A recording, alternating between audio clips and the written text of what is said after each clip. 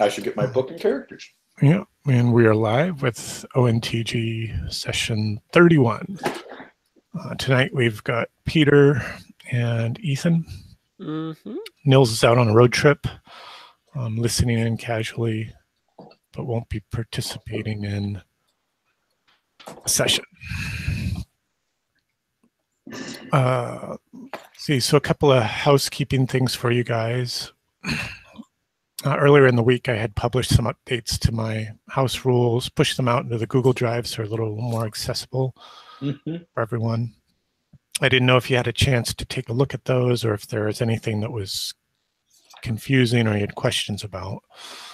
I'm happy to answer them. Not that I recall. I did peruse them. Much of it was very logical. Yeah. Try to streamline things, keep it simple, but also have a point of reference so I can go back and look at it and say, how was I doing this again? How did I want to do this? One of the big changes that we'll have in place is around surprise. So we'll play surprise like kind of classic D&D, where there's an encounter, both the sides check for surprise, and you're surprised on a 2 and 6.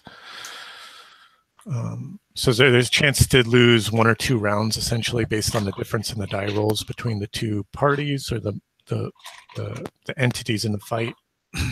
You guys are level 4, so you should be able to soak it up. Okay. This does not bode well. If not, I already have my next character's backstory prepped. So. Oh, okay, great. I love it.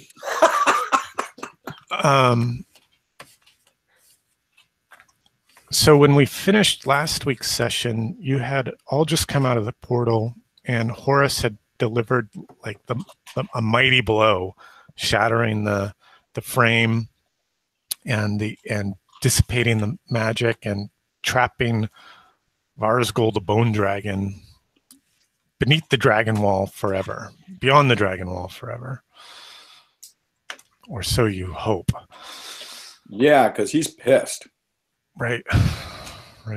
Enraged that you would have the temerity to strike down his true lady love, but that was the only way for any of you to escape. One of them had to die, Varsgul or Alarith. And he said it wasn't going to be him, so we took him at his word. That's right. And we did not strike down his lady friend. We witnessed it, but we did not do it. Oh, and Retromax has been loosed onto the plane of mortal men. He's just been returned to where he came from. Right. When we hit level 10, we'll deal with him then. Okay. Let's see. I'm going to hand it over to you guys. You're in the portal chamber. Tell me, or show us how you escape, and show, not how you escape, but show us how you recover, regroup, and depart the cavern, the Dragonmouth cavern. Well, the music definitely starts to die down after that big climax. Oh, the big epic crescendo right there at the end. Exactly, yeah. And fading out and pulling back. Sort of like in Fellowship of the Ring when the camera pulls back and you just see the Fellowship trudging along in the middle of nowhere. Okay. Back out in those rocky, in the kind of those rocky hilllands.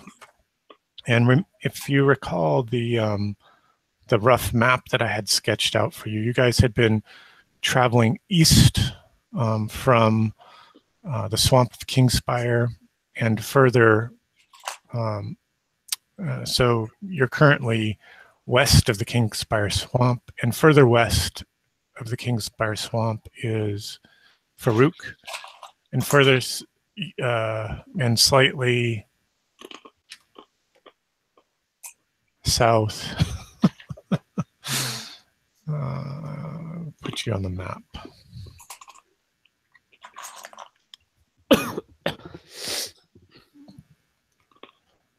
You guys are well off the map here. It's been said before. Should have pinged you Yes. in the refresh. Yes. Yes, but you can't see anything because I have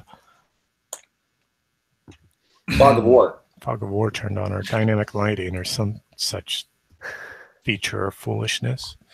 Only that which we know of or have experienced. There. That's better. Aha. Cool. Well, it appears there's some kind of guardian or statue directly north of us. That's kind of, yeah. So this is the swamp of Kingspire, and this is sort of just a silly rough map that I had kind of pulled together. I'm not sure it's really working, or I'm actually going to use it, but I did want to. It's working for now. I did want to give you a frame of reference, I guess.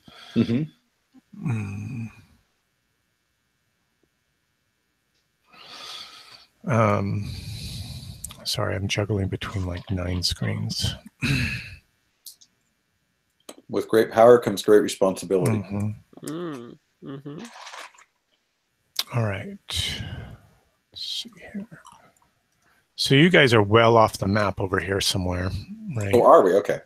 This is Kingspire here. There's the village. Right. And that's where we here's the portal and Landon Town and Farouk. Farouk's deep underground there, right? Right, but remember there are some surface ruins. That's right, and that's how we accessed it. The portal was there. Right. And there was that chasm that you had crawled down to access the initial level of Farouk, and then you went through that portal and then down into the deep subterranean chambers of the Farouk city itself. And then you guys are well off the map, somewhere out here in the Rocky Highlands, the hinterlands, and have been, you've basically just been traveling east. You know that the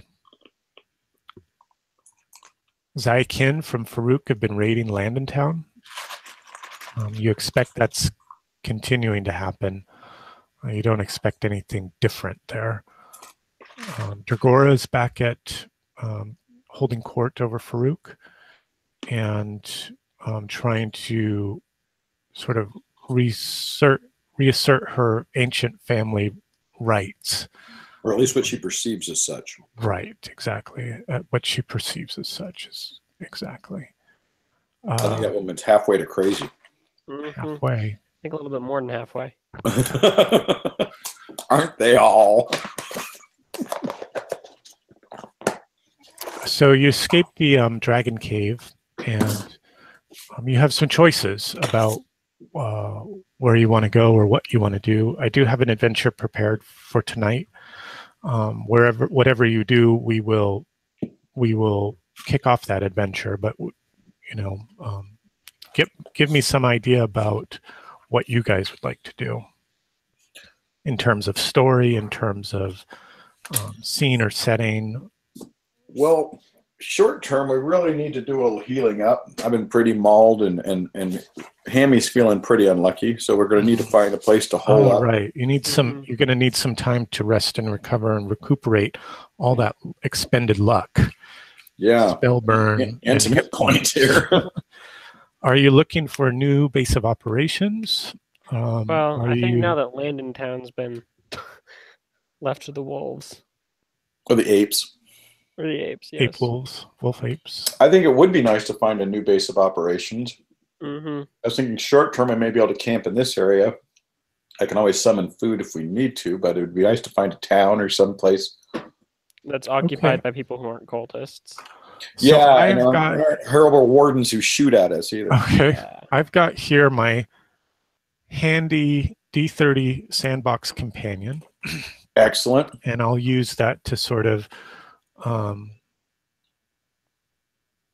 I have it open now to the settlements and inhabitation by population density. And let's see what we come up with. This is most convenient. Maybe we'll find a megapolis. Megapolis. Oops. Wow. What happened there? Oh, man. Well, I asked for Megapolis. You asked for it. You got it. Well, you did roll a D30, So I pulled up the funky dice, and it chucked that into the screen, which is interesting to say the least. It's not giving us a total? I probably have some sort of bug in the macro. I was goofing around with it the other day, but let's see if this works. Oh, we just can't see what your total is. Because I just rolled D30 and I got a 26. Okay. Oh, something's broken with the macro. I saw it. I see you dumped a handful of dice to the screen too, Peter. Yeah, not on purpose. Yeah, not intentionally. Got it.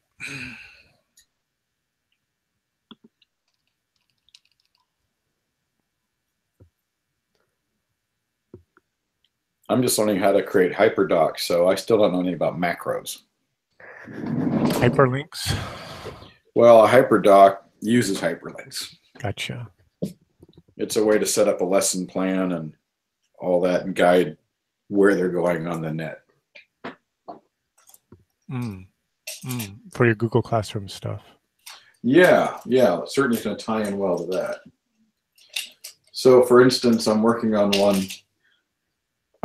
Probably won't use it until next year at this rate, but it will be when we start ceramics the first time. There'll be a whole section on ceramics they can or will look up and find information on it before we even start using clay. So things like the fact it'll be links like to information on the shuttle because the heat resistant tiles, those are all ceramic. Mm-hmm. So everything from art to industry and history and all that I can set in there and then have the kids do their own research and yeah. This is odd. Let's see if it's broken in this browser.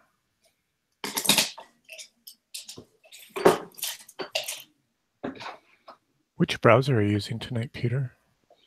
I am using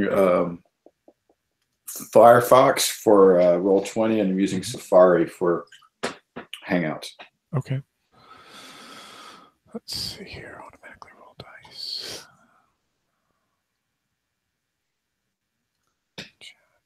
Yeah, I hope I'm not messing stuff up.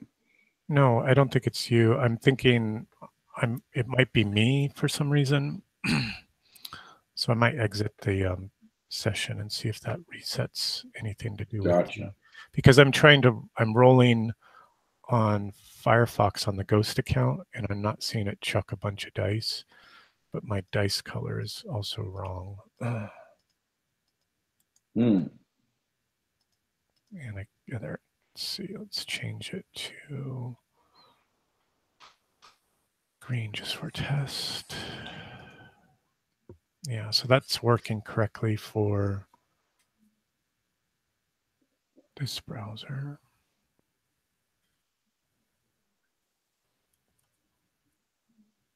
Please bear with us while we suffer some technical difficulties. No worries. The company's good. Mm-hmm. So, Ethan, did you just have spring break or you're about to? I just finished it. Mine's week after next. Okay. Okay, I'm going to drop out of the Roll20 and see if that has any effect. You still have the power. Mm-hmm. Are you painting, Ethan?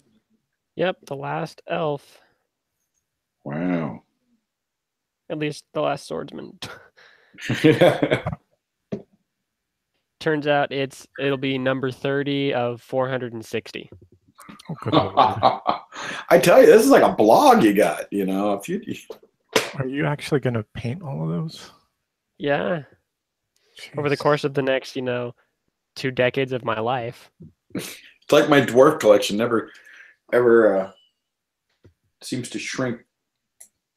There's always more unpainted dwarves. Exactly. It's like, I thought I painted those. Well, I did, but I bought some more of them. Exactly.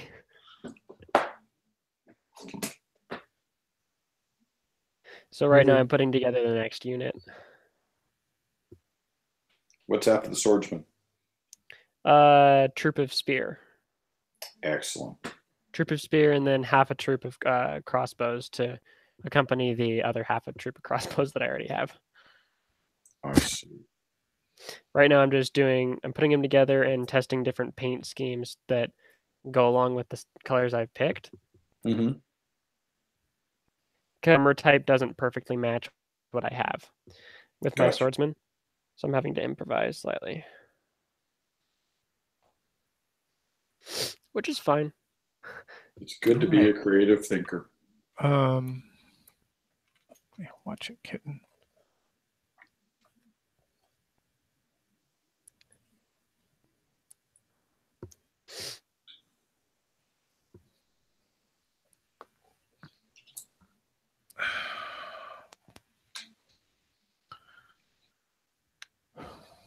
Okay, so you guys are out. I kind of figure you're out in the frontier somewhere. You've come upon a small town, and I don't know what's wrong with my macros and why they're not working. I bet it's because Nils is on mute.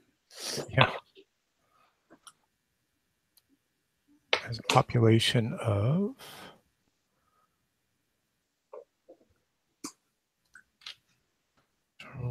30.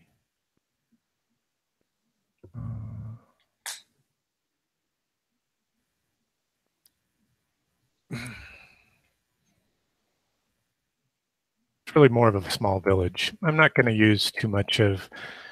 I'm not going to try to figure out a bunch of this stuff on the fly right now, but I'll flesh it out on another session or over the coming week. Excellent. But it's a small town or a large village. There is a palisade around this place, and it is inhabited by humans. There's some shepherding and herding that you come on as you continue to march east away from the wasteland of Farouk. And this is an opportunity for you to rest and recover, perhaps provide some services and earn some upkeep. I don't know what your monetary situation is looking like currently, but that's neither here nor there. In fact, the villagers are happy to have a priestess of Ildavar and a man of Coronus. They're more than happy to offer room and board in exchange for those priestly services that you can provide. So I have on the calendar that we are say you probably traveled 2 days, so that brought you into the first day of the sword. How many additional days do you want to spend in rest and recovery?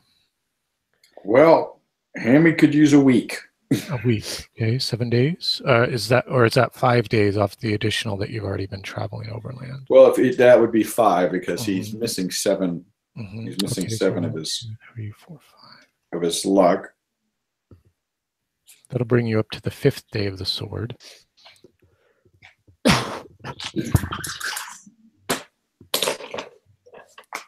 I must get my pencil out.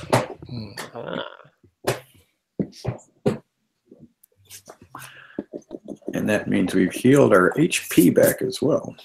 I have a note here that Garrett is suffering a disfavor, that if by the 6th day of the sword he hasn't converted at least 2 followers, he has to check again at a +5. All right. Well, while he's in this wonderful town, offering his priestly services, he will be preaching the ways of Coronus and calling people to draw near. Specifically mentioning how Coronus had saved our ass on a couple of occasions. Exactly. Okay, so you preach to the village town folk. you preach to them about the right, truthful ways of Cornus. How will you sway those to your cause? Gospel choirs. He is a minstrel, actually. He was a minstrel. And music is universal. Prior life. While you come up with that, I'll be right back with you all. I'm just going to grab a drink so I can keep my whistle wet.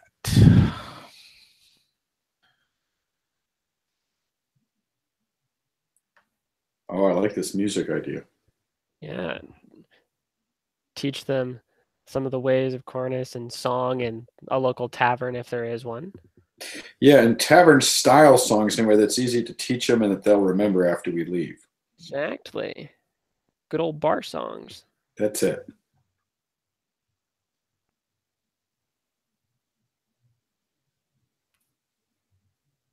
I know you'll be surprised to hear I'm painting dwarves. What? I know. Who saw it? Who saw it coming?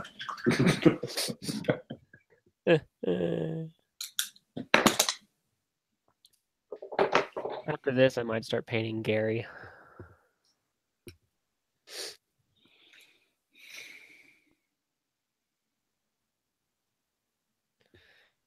Because half-orcs are fun. Half-orc paladins are just entertaining, I would assume. Oh, it's very interesting. Especially because he's currently at a +5 to hit things. Very nice. And that's without throwing in his smite die or anything like that.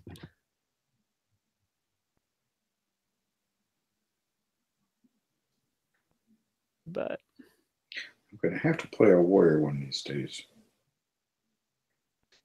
Yeah, I have a interesting little idea for a character if I can roll something like a thief next. Mm-hmm. So that'll be fun. Yeah, my last rogue died. Yeah, what's interesting is we haven't actually had any dwarfs in the party for a while. Yeah. It's way back in like level 1.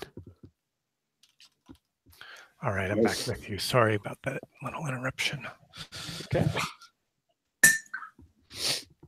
So in what way will you sway these folks to your cause to have true believers converted to the faith of Cornus, not just merely idle villagers that merely hear the message? Well, Garrett will be spending some of his time in his minstrel and musical talents in the local tavern or bar where people hang out, and is going to be basically infusing the teachings of Cornus and the way of Cornus into fun bar songs that people can use to learn. And through that, he's going to begin to single out who really is truly devout and begin teaching them and instructing them in the ways of Cornus. Okay. All right. Why don't you make a luck check for me to see if you can spy out those that would actually be interested. Okay. Let's see how we do. Oh, yeah. Oh, right. Well, sure. So you easily identify those that seem to be humming the tunes out around town in the subsequent days. And you strike up conversations with them and opportunities for preaching. Onward, Cornus soldiers. And there are five of these folks, a variety of ages, occupations, and whatnot. Always important. Why don't you make a personality check for me? DC 12. Okay, let's see if I have any little bonuses. No. Okay. Here we go. Oh, that was almost a 20. It was almost a 20. Sadly, it But it's wasn't. Yeah, so all but one really kind of scoff at you. They're fine for the songs and things like that, but now they sort of think that you want something. And there's one you've obviously converted one such a believer to your faith, though he kind of gets laughed out of the bars and things like that now, ha ha ha, Cornus, what good does what good can justice bring you when in fact you can live and die by your own hand. The gods don't need to intervene in our affairs. So give me one last opportunity or idea about how you can convert this second follower to your faith. I'll be seeing if anyone needs healing in the village. That's classic. That's classic. Okay, yes. There are a number of folks with ailments ranging from broken limbs that didn't set well to bad teeth. So you certainly have an opportunity to perform such healing. How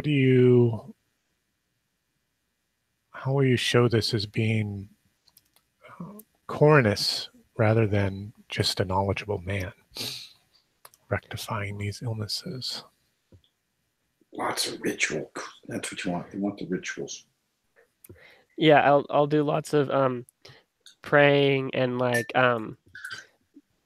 bowing and praying as I heal. Okay. All right. Making sure that at the end of every healing to constantly thank Cornus for it. Okay. So choose out the fellow or the individual whom which you wish to heal amongst those poor souls and that I have outlined for you, and make a healing check. That's what we call it in this, isn't it? Yeah. I recall that, yes. Yeah. Okay.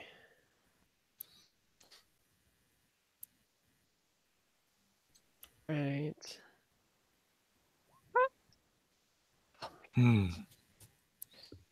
Clearly, my deity is mad at me. Yeah.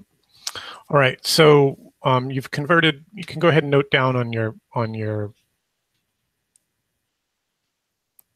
character sheet there that you've converted at least one fellow to in this town that's yet to be named town. Would you like to name this town? Tell me the name of this town, Brother Garrett. Clover Springs. Clover Springs. The town of Clover Springs. There you go. Has one faithful convert to Cornus. There in the village. Why don't you roll for me your disapproval? Add 5 to a d4. Do we have a custom disapproval for Cornus? I believe so. 8.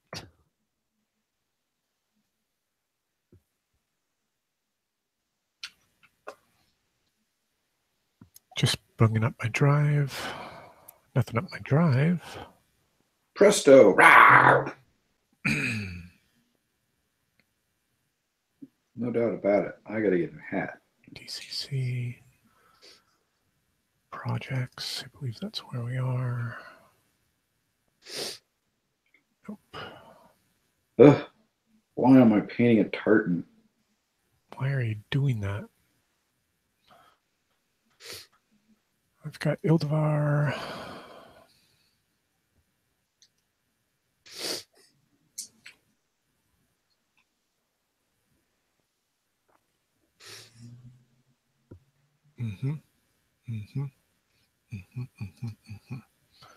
By the way, Aaron, I need to ask. C-O-R. How do you spell it, Ethan? C-H-O-R. C-H-O-R. A-N-U-S. At least that's how the book spells it. We're just going to check one other place. Sorry, Peter, you said you had a question? It's just, I was wondering if you've heard from Cap lately, because I haven't heard from him in ages. I haven't. No. I don't know what's going on with him. You just sort of an aside, not to interrupt. I just. Oh no! Yes. I mean, I miss hanging out with him. I don't know what's going on for him. Yeah, but mostly I just hope he's okay. Yeah. Well, Ethan, I can't find your custom disapproval table. Okay. Unless you have it handy. There's one last place I can search. No, I don't have it with me. In my Gmail. There's probably a generic table, right? Oh, there's a generic one, yeah. Cornus. I spell it the wrong way. Did you find it? I found Ethan's very nice outline about the faith, his pantheon. Oh. Yeah. Fun little pantheon.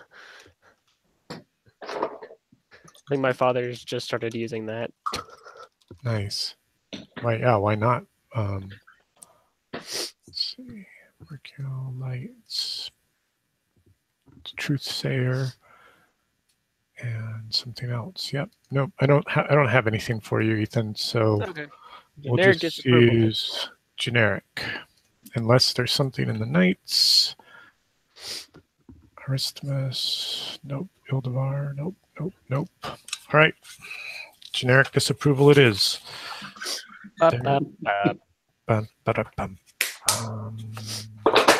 Where is it? Disapproval. In my tables, criticals, patron, disapproval. You rolled an 8. Mm-hmm. You immediately incur -4 penalty to spell checks on the specific spell that resulted in the disapproval, the laying of hands, until the next day. Okay. Not too terrible, Nope, that could but be a worse. small slap on the wrist. It was because I got one convert. So you're the time that you've spent in the village, you've heard some mumblings and murmurings of raiders snatching up herders, sheep and goats from those that kind of stray too far. And this is one of the reasons why the palisade has been built recently around this small town village. And why don't you roll for me? And each of you can roll a d7, and you can learn additional rumors. 9,000 dice. I wasn't trying to do that. I got a 3. A 3. Okay. I got a 5. All right. So Ildevar, what you hear is that these raiders are almost like dogmen, and they wear these weird serpent-shaped iron collars. And Ethan, Horace learns that these same raiders seem to be hunting for something very specific, a girl child with red hair, and they won't cease until they've found her. But there are no girl children in the village that are red-haired. So many of the herders and hunters, when they're out away from the village, are like searching for one of these red-haired girl child to sort of placate the raiders. So far, they've been unsuccessful in finding such. Okay.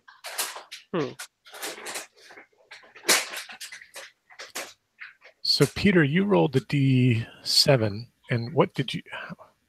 I rolled a 3. You rolled a 3.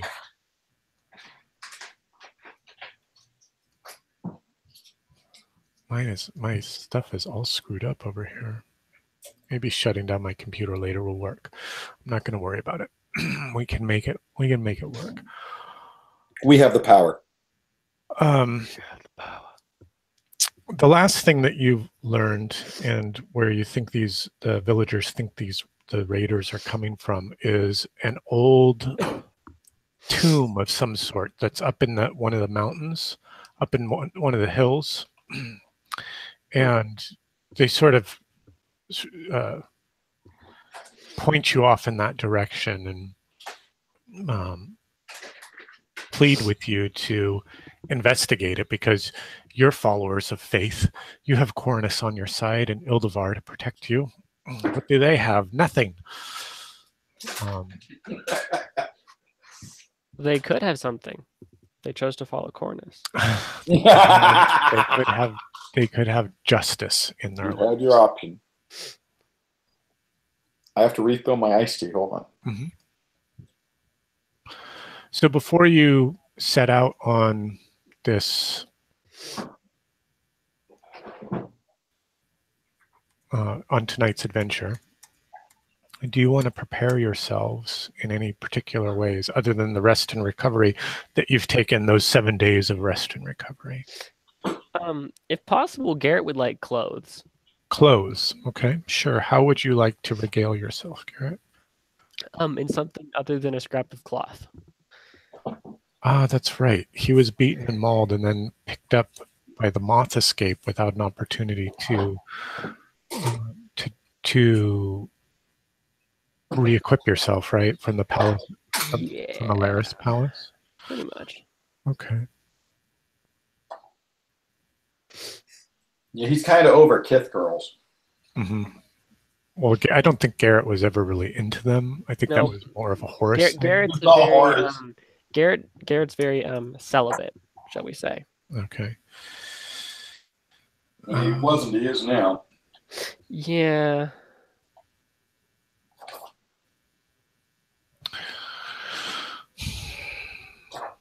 Okay, yeah, sure. So like simple monk's robes aren't difficult to come by, like rough homespun,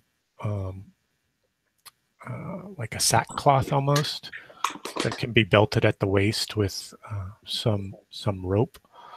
Cool.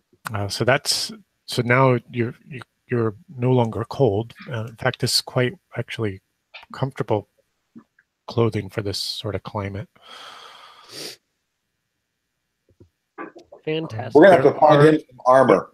Yeah, there are like armor. Do you guys have any money? Oh yeah. My characters apparently have. Well, actually, neither of my characters have any money. I take that. Right, back. they're beaten and robbed. Yeah. Gerda's got 100 gold. Hammy's got 74. Okay, so you're certainly wealthy by standards of this village. Yeah. Ethan, you can certainly purchase equipment for those. Since I think Horus is probably just plate mail, sword and shield now, right? And pretty much little else. Pretty much. Nice cloak. He's got a cloak. Oh, and a cloak. Yeah, he's wearing the stuff he's wearing is really fancy. Mm-hmm. He looks like a kid. But he has nothing else. Right. We should at least get some armor for the cleric. If we can't afford chain, let's at least get him some padded or something. You can certainly find in this village, in terms of armor, make a luck check to see if you can find scale. Okay. That's the best you could find. Anything else is available. Ooh! Now I roll a 20. Now you roll a 20. Well, there's no scale. But with that, he'd be lucky to find like leather. Right. So yes, so you could purchase scale. That's hide, studded, or leather. Okay. And then I will tell you guys that you are going to be doing a traditional dungeon crawl. So what other equipment you would like to obtain, you may. All right, we should definitely get some rope or lanterns. I'll give you 5 minutes to figure out how you're going to equip yourself, and then I'll be right back with you. Cool. Let me open the chart of things to buy. All right, I've already got one lantern, and I've got some torches and candles. Okay, so I'm thinking we should Let's get another definitely light source as well, at least. Yeah, we'll get another lantern. I think a grappling hook and some rope would be good. Good idea. Because you never know when you're gonna need a grappling hook. So how much was the armor? Let's see. The best I can get is hide, which is 30 gold. Oh yeah, I got you covered. Cool, thank you. We should probably see if we can't find you a shield. Yeah, that might be good. And potentially get him a weapon. Have any questions or anything? But again, it's your time to re-equip your characters. We were wondering if there might be a possibility of getting Garrett a shield and weapon. A shield, certainly. The best you could make a luck check to see if you can find a medium shield. Okay. Oh, less than 20. No, you could find a small shield. That's the best you can find. It's better than nothing. Better than nothing. Cornus is teaching you humility. Clearly. I mean, I was tempted to just run around with nothing but a scrap of cloth, but that's just inviting very bad things. If we cannot find you a decent weapon, I do have a mace you can use. Okay. Yes. Well, clubs are easy. What type of weapon would you like? He is used to using a warhammer. Is what he's used to using. You could buy a hammer from the smith, as a warhammer. Okay. Sure. But he's going to charge you double for it, because then he's going to, he's going to have to replace, he's going to have to reforge that. It's not his only hammer, but it's uses. It would cost you 10. I've got 10 for the shield and 80 for the armor, so you guys are up to 100. I think you said the best armor I could find was hide, right? Because I failed my luck check. Scale. You could take hide if you want to save cash. Then I'm thinking we take hide to save money over the scale. So that's only 30 as opposed to the 80 for the armor. I've got 30, 40, 50. Clearly, Cornus is telling Garrett less is more. How about so that takes care of arms and armor. How about any kind of other mundane equipment that you might need? We have one lantern. We would like to see if we can't find another lantern. Preferably a bullseye lantern, but that's not easy to come by. Lantern? Sure. Bullseye lantern. It would cost you a little bit more for a bullseye lantern, say 15 gold, as opposed to the 10 that a lantern is listed for. Okay.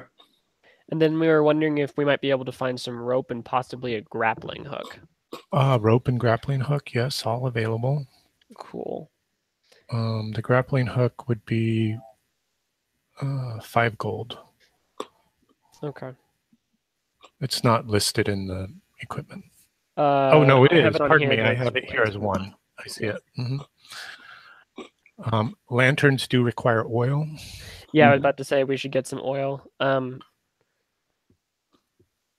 then possibly like a backpack to put the oil in. Sure. You can carry other things in the backpack as well. Yeah.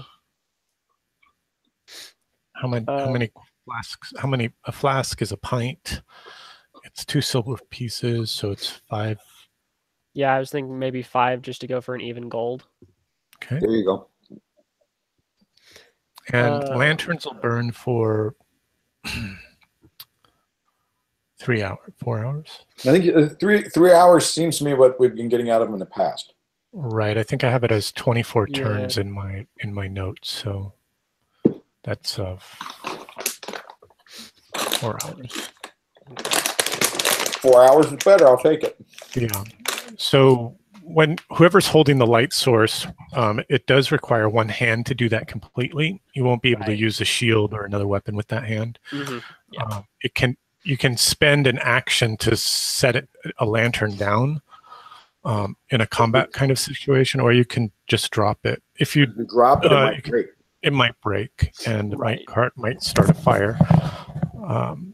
You can also torches also require one hand. They can also be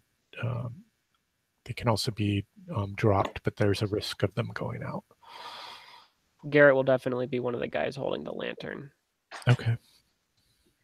when it comes to that time. Okay. Are you guys equipped well enough? Yeah, I think so. I don't have a whole lot more money to food-wise, spend anyway, so. Yeah, I think food-wise we're relying pretty much on food of the gods that the clerics provide, I think. Well, I've got 5 days rations on both my characters on top of that. Mm. Garrett is trusting in his god. Okay.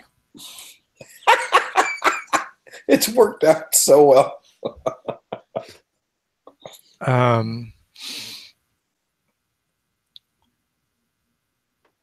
So this was the 5th day of the sword. You can all begin your journey now, if you wish, out into the mountain to this old tomb. Fantastic. The last thing that the last bit of rumor that you do hear is that this tomb was once an ancient wizard's tomb, and a great artifact of a weapon of power is said to be buried deep within the hidden deep within this tomb somewhere, but nobody's really ever come back when they've gone out to investigate this area. The villagers assume the raiders have sort of swept them off, and they're kind of trusting in your heroic stature to drive those raiders away. But when Ridian catches wind of this, it really perks up his otherwise sullen demeanor. Something about magic, powerful weapons. Right. One's not arguing with himself. Right. Yes. Okay. So today was the 5th day of Cornus. You can certainly travel now by the 6th day of Cornus, you will arrive at the tomb. I've placed you here on the map. Oh. And we can begin. Let's call it noon on the 6th day of Cornus. Oh, sorry, the 6th day of the sword. Are there any bonuses this month for anything? There is a neg2 spell check. Okay. And there's also an ill foreboding omen for weapons. The constellation of the cracked sword is high in the sky. Weapons have a 50% chance to crack and break on a fumble. Oh boy. Let me give you... So you stand before this tomb. I have a handout to share with you. Excellent.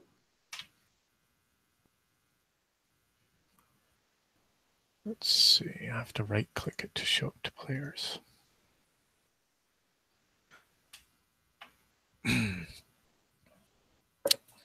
There are 2 massive stone ape heads that are set into a hillside that flank an open stone door. The statues are 10 feet tall with stern expressions and eyes rolled up into their heads. Do these faces resemble the fruit guys? The Zykin? Yeah, the Zykin were ape-like. Yeah, and they're slightly reminiscent. They look more natural than the more ape than Zykin. More ape than Zy. Yeah, okay. The plain stone door is an 8-foot square, and it stands agape, swung outward towards the hillside, with a large and obvious keyhole in the center.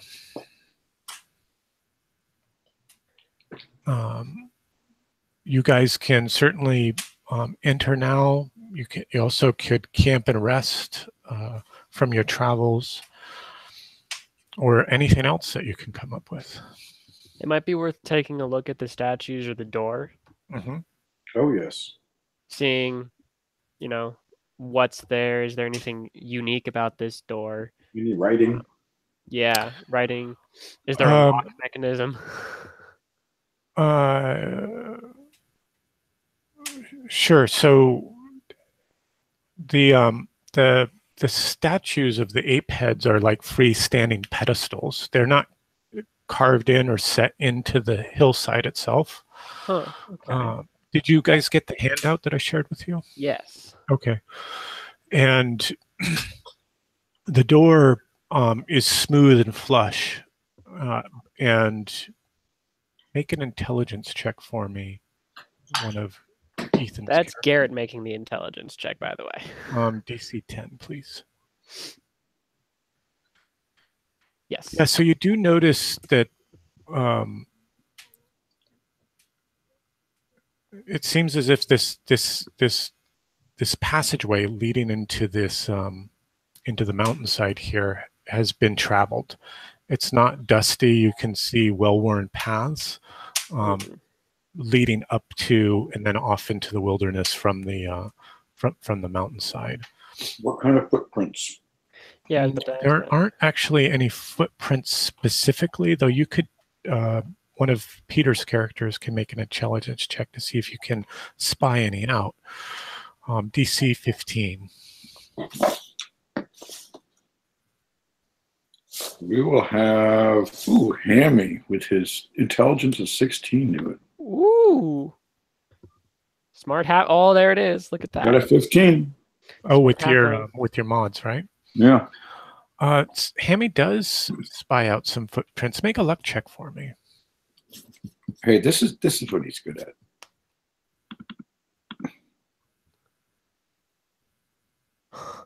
Hey, it's under his luck. You did make it with the 15. So you do spy out two distinct sets of tracks. There's some that are much smaller than a man's tread and round in shape.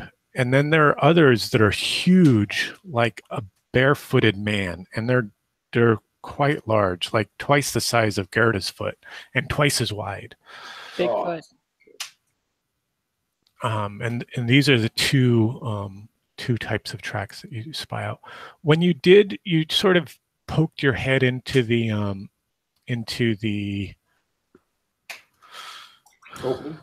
opening here, and you can see on the back side of the door like a locking mechanism, like bars that can be pushed across, sealing up this entryway, like a castle gate, I guess you might say, or barred gate. But again, the door simply stands open and it freely swings. It's not heavy or stuck in any way. That's not a good sign. Recently oiled. Yeah, and they were obviously raised in a barn because they didn't close the door after themselves. Yeah. Sorry.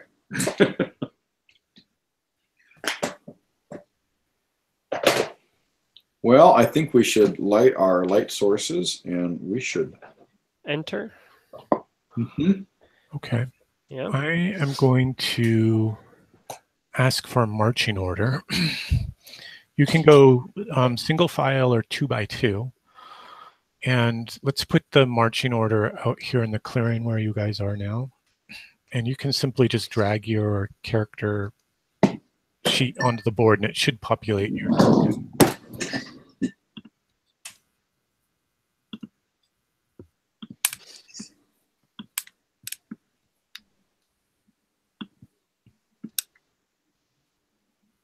Weird that they're not.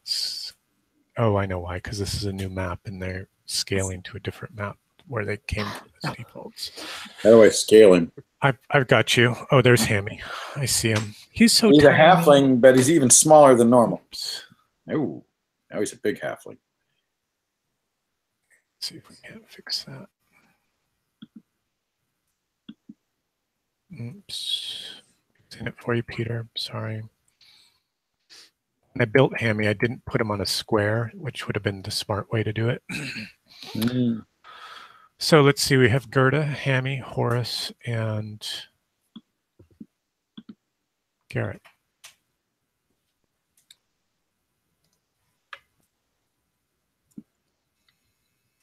And we'll make the marching direction the top of the screen there. Gotcha. I've made Hammy a little bit smaller as suits his stature. That's good. That's helpful.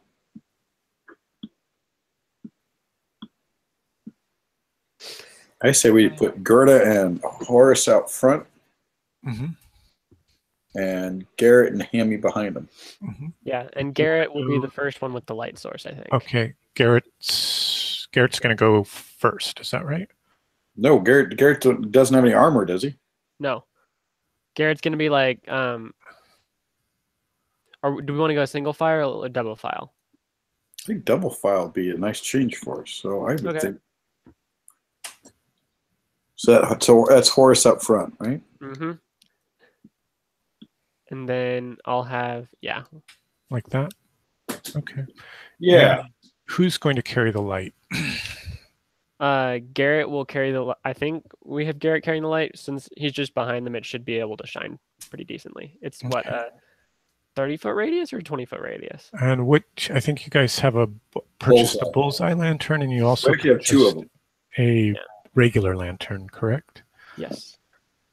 So the bullseye lantern is,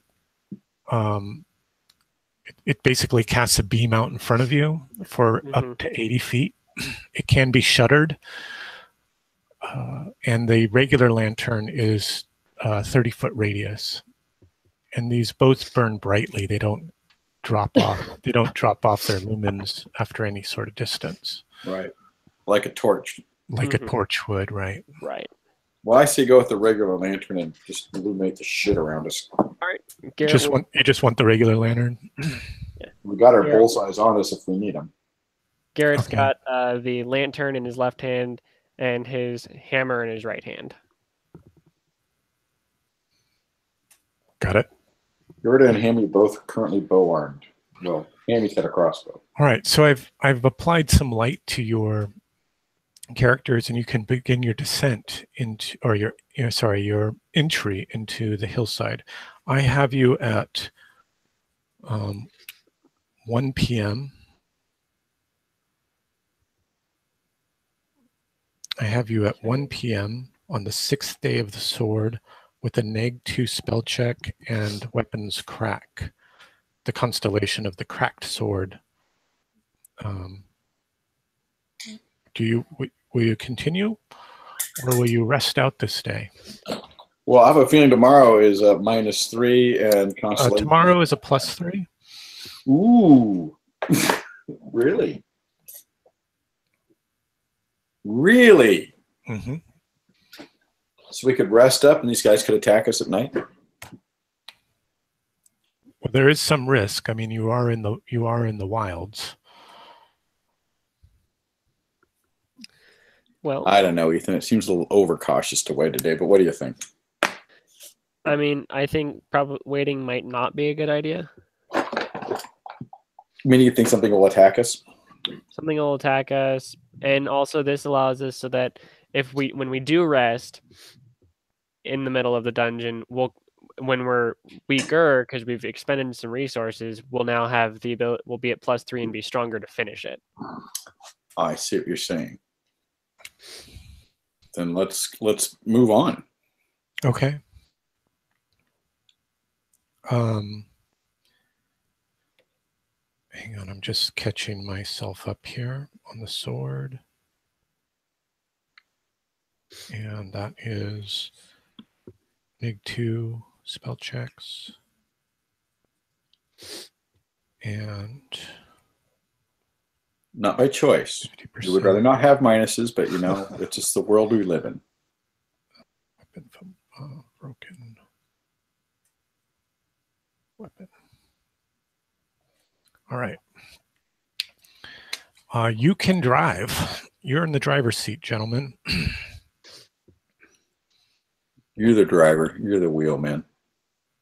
All that is so cool. That is awesome, Aaron. Why don't you back up to the entryway? I'll give you a little bit of description about what's happening there. But I you're just like starting the to light. see the dynamic light, right? That's really cool. Yeah. So neat. Yeah. That's All the more reason to use the big lantern and not the bullseye. well, the bullseye does. It doesn't give us the same effect. I like the light behind us and everything too. Oh, right, the radius, right? Yeah, I like that. Yeah, you just couldn't even do that with miniatures. Oh, I know. It's I had so much fun putting this together, and then I'm so excited for you guys to get a chance to explore the space. So and face the challenges therein. So as you enter, fully enter the hillside and pass through the stone door, We speak friend and enter. you again see that the rear of the door has a pair of sliding steel bars that can be used to secure the door from being pressed back open. Yeah, let's close it. And then on the south side of the hallway, there's a 4-inch diameter circular hole in the wall. It's about shoulder height on girded. It leads at least 3 feet back straight into the granite. And when you look inside there, you can see that there's this square rod kind of protruding from the back of this hole in the wall. And it kind of comes up at least to about a foot away from the entrance into that granite wall. Let me draw you a quick sketch just so you have the opportunity to see what it looks like. Are you seeing what I draw, or that's dark? Just dark. Okay, let me reveal this area so that you can see what I'm drawing. How about now? Do you see that yellow circle to the north of you? No, I do not. Oh, because it's dark. Should I do this? Nope. The wall blocks the light. Yeah, you can't move because there are actual walls now in the map which prevents you from moving off the area. I'm going to draw this somewhere else. Just draw it underneath our marching order. Yeah. Oh, wait, I see a yellow dot by our marching order. I see that. That's who's carrying the lantern. Gotcha. Let's see. I can draw it. I'll draw it out here in the. Let me use a different color though. Black, I guess. Oops. Control. I saw that. Good. Alt for a circle. Yes. You see that circle? Yep. Yeah. See that square? I wish this was not yellow, but it'll have to do. No, so the circle is a cylindrical hole going about 3 feet into the wall at Gerda's shoulder height. Right, and it's on the south wall there. And you guys can draw or sketch on the map or do whatever you need to. I maybe made the party marker a little bit large, but I figured it was the right thing to do for. Oh, the wall soaked up my drawing. Yeah. You'll have to figure out other ways to take notes or do what you will with the. Yeah, there you go. So that's where this is, and that cube is sticking out from inside, but it's still inside the cylindrical hole. Does it look like it could be pulled? Well, you can't say for sure. I mean, you could reach your arm in there and try and yank on it. The diameter of this circular hole is about 4 inches. Oh wow, okay, so it's small. Okay. Yeah, I'm wondering if you put something on there like a handle and turn it. Like a crank? Yeah. To like crank the metal bars shut or something like that? No idea. Well, you can see that the beams on the back of the doors, they would slide freely. Oh, okay. Just do it by hand. Oh, and as you're kind of inspecting this hole in the wall, you can see that there's a seam about 6 inches inside the hole that seems to go all the way around the interior circumference of that circular shaft.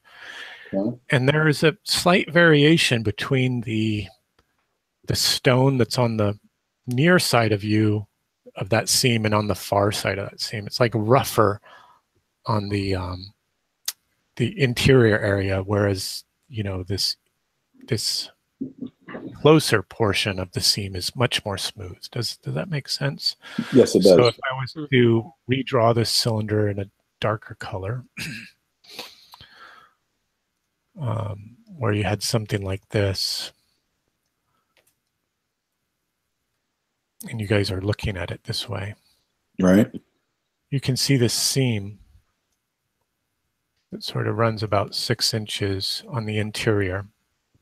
And this bit is all smooth, and this bit It's is rough. all rough. Okay. Now, last thing, looking at it, does this appear like there's been something put in and out of there? Is it cleaned off like we can see there's been traffic moved in and out of here?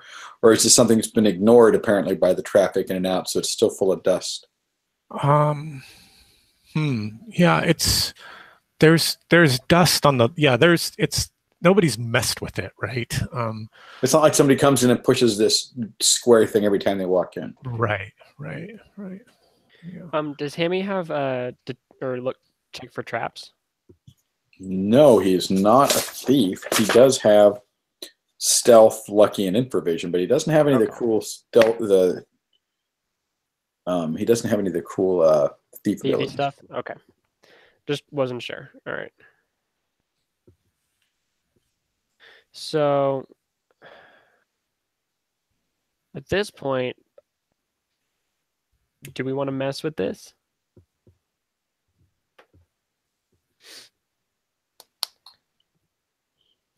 Yeah, Greta's going to reach in and see if that square thing turns or moves at all.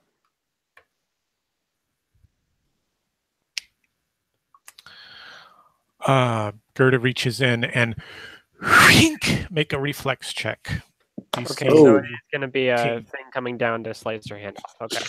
Okay. You don't need to take your armor penalties for this because it's mostly just drawing your hand back before this blade comes slicing through the seam area.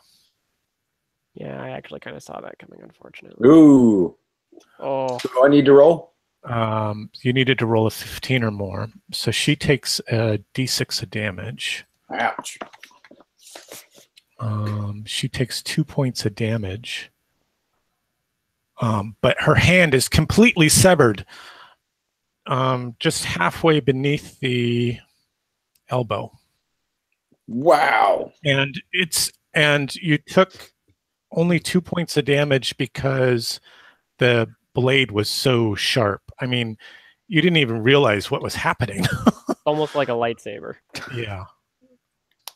I think I'm gonna have to heal condition. Yeah, you're bleeding profusely. I mean, like uncontrollably. You've got your left hand clamped around your. Oh, is this your? Must have been your right hand. Oh my gosh. Yeah, Garrett's gonna like set down his hammer and run over and like try and get this thing under control. Okay. Admittedly, he's at a -6 for healing, but I'm not at a -6. Okay. I'm at a. Hold on, I'm gonna. I just don't know if you can lay hands on yourself. Oh yes, you absolutely can lay hands on yourself.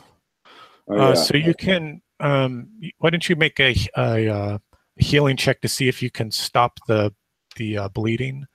14. Yeah, that's enough to stop the bleeding. So, and to sort of to deaden the pain a little bit. But you know that there's no coming back from this. I mean, you can't regrow a limb. You can't do that? Well, it's magic. I don't know. I mean, you might be able to.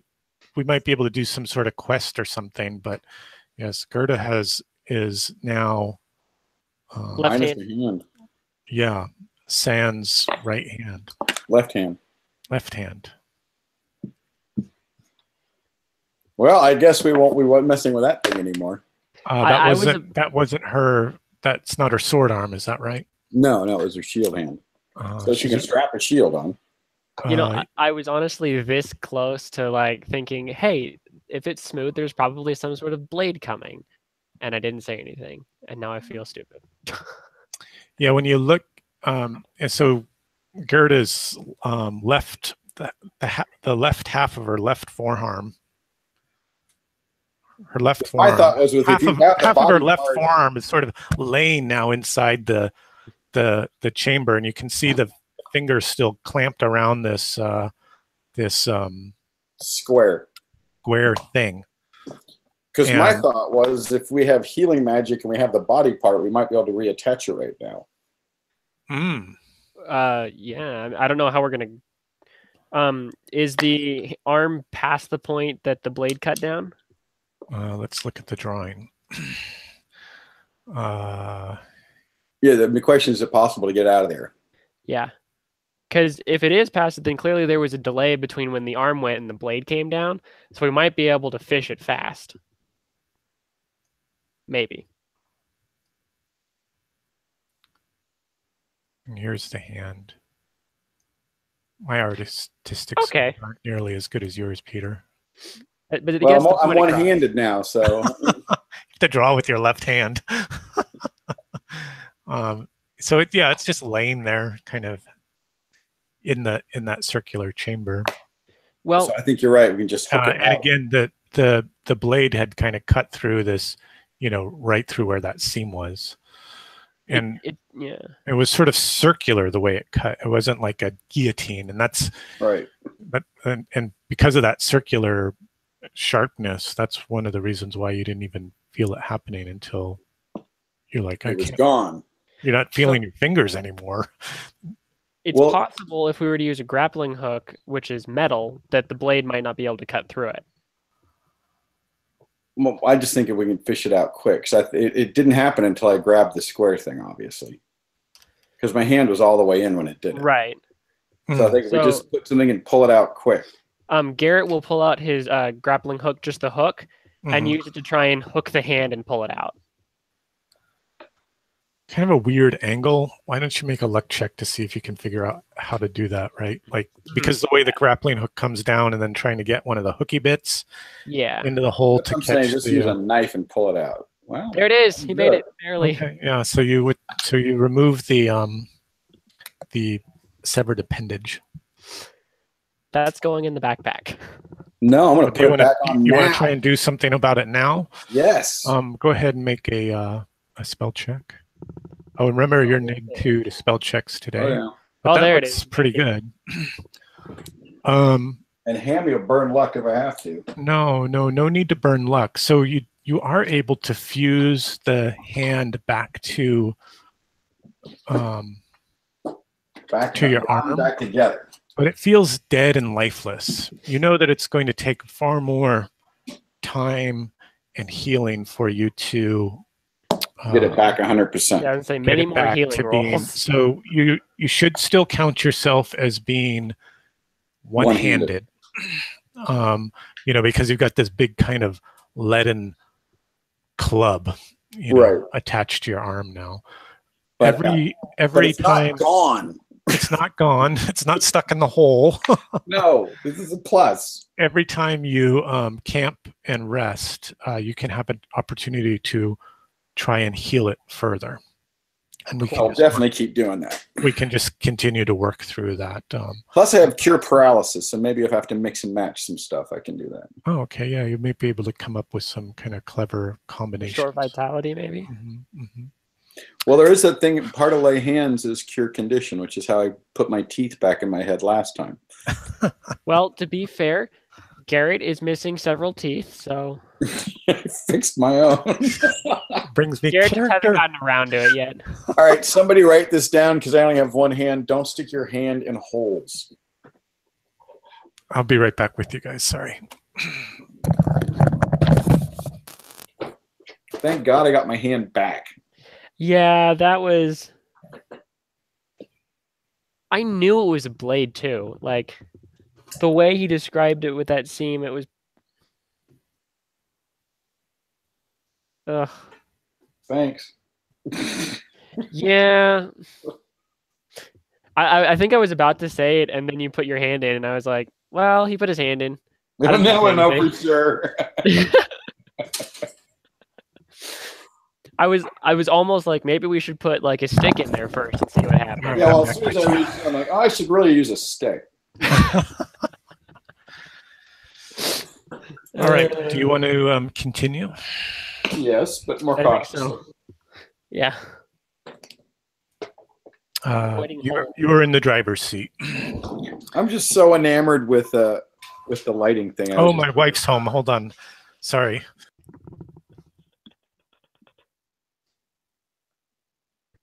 This dynamic lighting is fantastic. I'm lighting stuff up.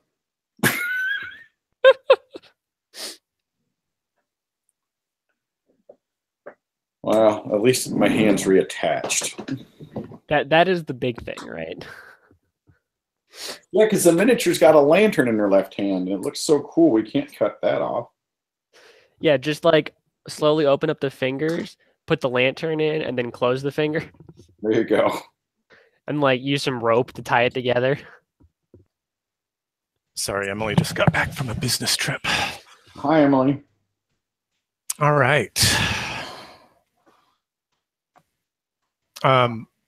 I will stop you when there's so you descend this stairway which leads down to the west, and it comes to a landing, and then the passageway turns again to the south, and another stairway takes you deeper into the earth.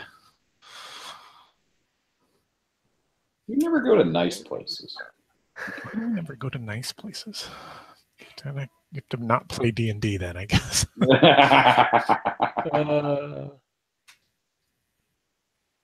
All right. Hold on. I'm finishing with the silver. Who's driving? I'll drive if you need me to. I mean, just tell me what you want to do. Let's see. Ooh. I like that angle. We're not walking in yet. We're looking. Oh, okay. So you descend the stairs and it opens into a chamber. And this chamber is, let's see, 30 by 40. You can see two passageways breaking off east and west there, and a door to the south. Can you see that door to the south? Yes. Mm-hmm. And here in this room, you can see more of those weird round footprints, and a couple of those really large ones. No, it's not. And most of these travel from the stairs towards the door to the south. And on the walls, you can see these clawed handprints with dried blood that dot both the east and west and the southern walls. You know, these bloody handprints on the walls. Here, and here. I suggest we take one step into the room and have the light fully illuminate. Yeah, see with some kind of writing. Yeah. I said Bloody Joe was here. Whoa. Hold on, gentlemen. I'll be right back. Mm-hmm.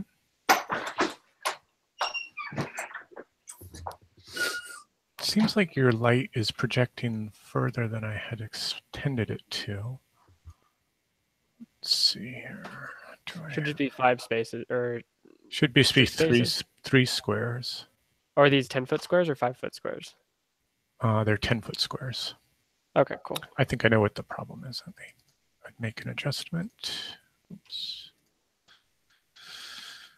Do 0.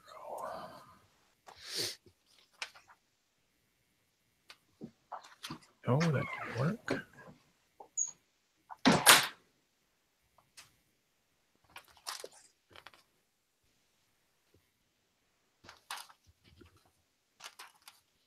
Yeah, something's all screwed up here. It looks good on my side, but it looks screwed up on your side, on the player's side. Oh well. Wonder why that is. As we waiting for Peter.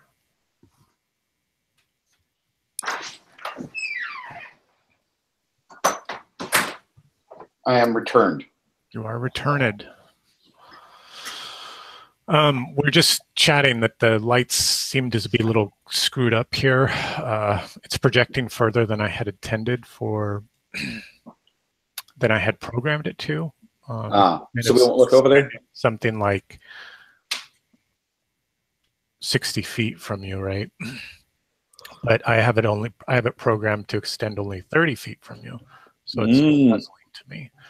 Why? And on my screen, it's showing at that 30 feet, but on your screen it is not. So let me try one other thing. We'll see if that works, and then we'll just look. I saved my hand from stupidities. I can be patient. Let's see here, torch.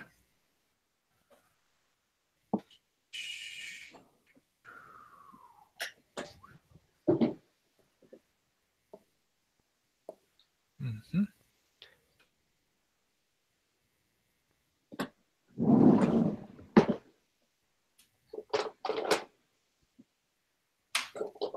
All players see light. 30 feet. Save changes.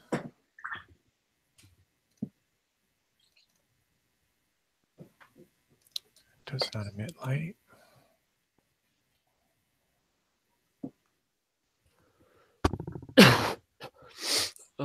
Oh, I see. Multiplier 2. That's what happened. It's just another parameter on the light bit. There. That should have fixed it. Yes, now you see 30 feet. I love it. Was there a door over there? Nah, there was no door over there. So you can proceed south, east, or west. You can see a door to your east and south, and a passage running further to the west. Again, there's more of those footprints down here, and these bloody handprints on the walls. And the footprints head towards the south, you said? They head towards that southern door, they do. I think we ought to reconnoiter around that and not go to the southern door. Yeah, I'm thinking we should continue exploring the room first. Yeah, and I think then we should head to the west. Yes, I concur.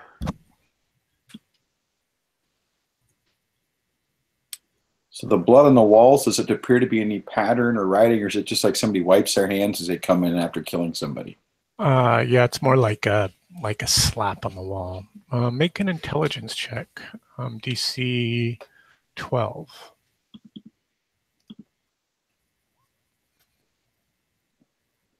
Yeah, there's no real discernible pattern. You're sure of that?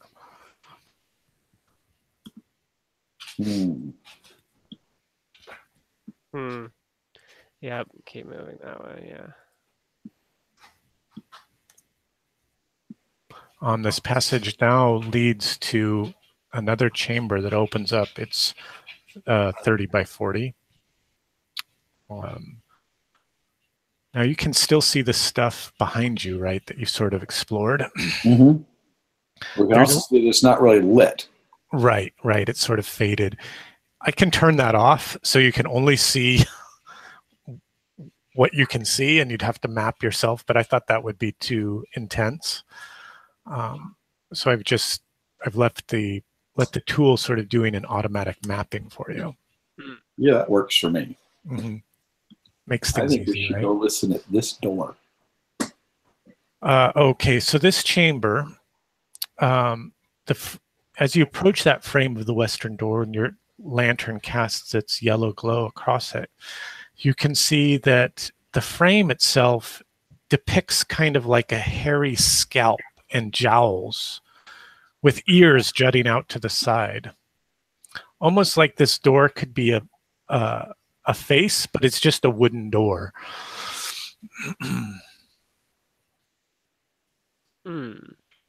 What's the other door would look like? The door to the south. The door to the south is actually just a standard wooden door. This one has, this peculiar frame around it. Well, we're going to listen at the door with the peculiar frame. Yes.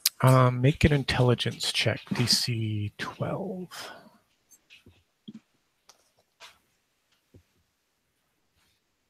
You can hear a buzzing, like a buzzing and a humming,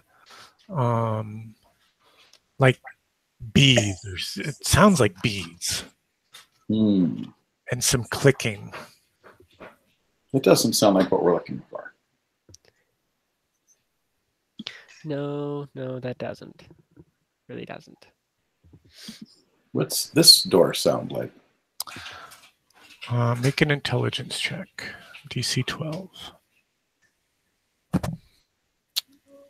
You don't hear anything.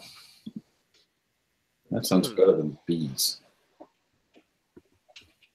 Well, which one do you think we should go for, Ethan, or do you want to go back to the other room? Well, I like the one that we don't hear anything behind, personally. Me too. Let's try that one first. All right. Hang on. So now you can see, like, you're trying to go south, right? You try to move your character south, but you can't because I have the door closed. So let me open the door for you. It does appear to be lighting something up beyond the door that it shouldn't be lighting up, though. There is. Yeah, it's because of the way I built the walls, not exactly square. So just ignore that for the time being. Excellent. We can do that. I love this light. It's so fun. Yeah, it's super cool. So you proceed south into a passageway that runs east to west from you. Huh. And the door swings closed. Whoa. I'm guessing that we see those footprints on the floor. You don't see any footprints in this area. In fact, there's no dust to be seen down around these areas.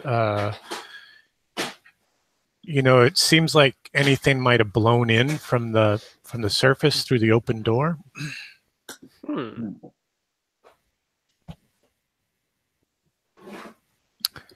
Let me fix. There's that other door. There it is.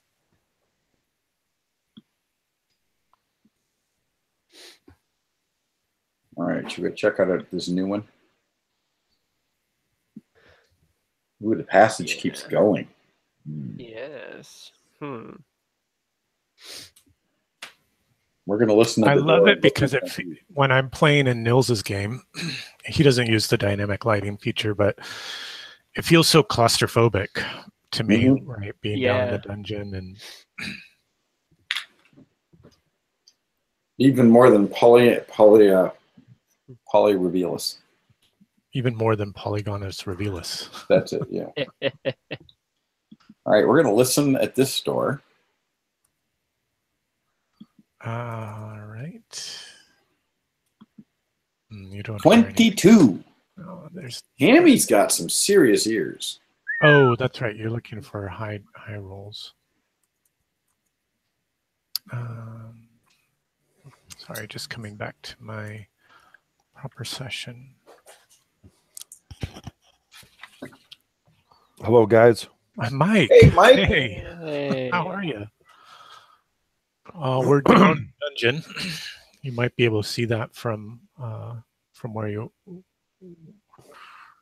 Dynamic lighting's awesome. Good thing you joined the party. We could use a wizard. Yeah. You don't hear anything in this behind this door. Sorry, Mike. Go ahead.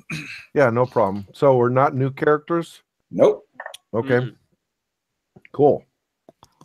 So Did you think we might have been prepared for that? Well, I thought there was. Yeah, I was kind of confused. I thought that things were Well, it done. could have been a zero-level funnel. Oh, you mean when I said a new adventure, you got confused. Yeah, but, exactly. Gotcha. And last week we had talked about maybe, starting something completely new. Yeah. Right. So you guys left the Dragonmouth Cave and wandered east. You came upon a small town or a large village that had a wooden palisade around it, and you spent some time resting and recuperating at that town. Okay. And they talked to you about some raiders that had sort of been plaguing their local flocks and swept up a few, people had Dog-headed gone raider. missing, Okay. and they've caught sight of them. They've tried to raid the town itself, and the elders built this wooden palisade around to drive them off. And the raiders the villagers describe them as these dog-faced men.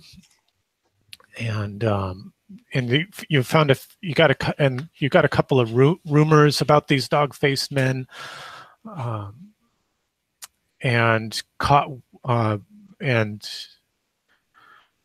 heard tale of this ruined wizard's Tomb. a wizard's tomb high in one of the hills, and you're in what the villagers now describe as the wizard's tomb. Nobody's ever come back from this place, the villagers tell you, but there are rumors of this powerful magical weapon, hidden somewhere in this tomb. That's why you guys are here. And who's playing? And we have what characters? Horace the warrior, Garrett the cleric, Gerda the cleric, Hammy the halfling, and Gib the wizard. Okay, so all of a sudden Gib comes into the scene. He's like, "Oh, aha! My seek item spell worked perfectly this time. Hence why I was able to find you guys. Right. I tracked Horace's armor because I'd been seeing it so much lately that he's been showing that's it off. right. It's been so burned into your mind. Yes, because all he does is just talk about his new armor. You bet I do. Well, Garrett's got new armor. It just happens to be hide. Yes. He's now clothed. Today is the 6th day of the sword. There's a -2 to spell checks. And then high, and the constellation of the broken sword is high in the evening sky. There's a 50% chance of breaking a weapon when you fumble. Your party, Wow. your companions decided to press into the dungeon rather than waiting. I think their thinking was that they'd be stronger after they had a chance to rest, because the following day was a +3, Mm-hmm. and it would give them an opportunity to kind of do some exploration in a weaker state and complete that exploration in a stronger state. Well, anyways, Gibbs here.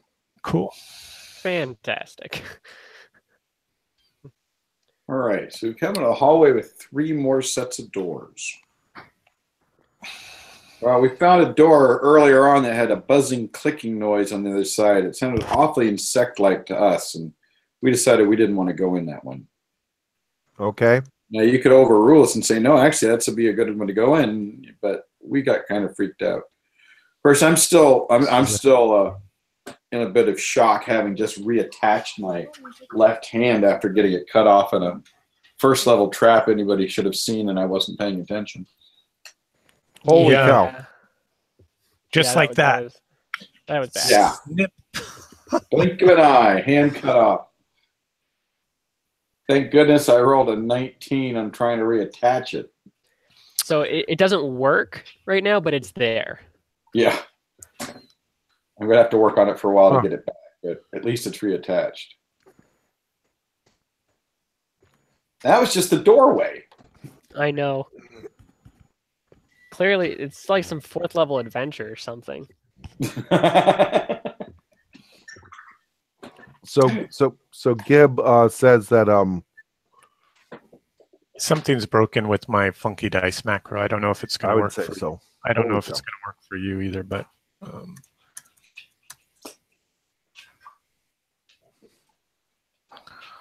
So Gibbs says that's a lot of dice.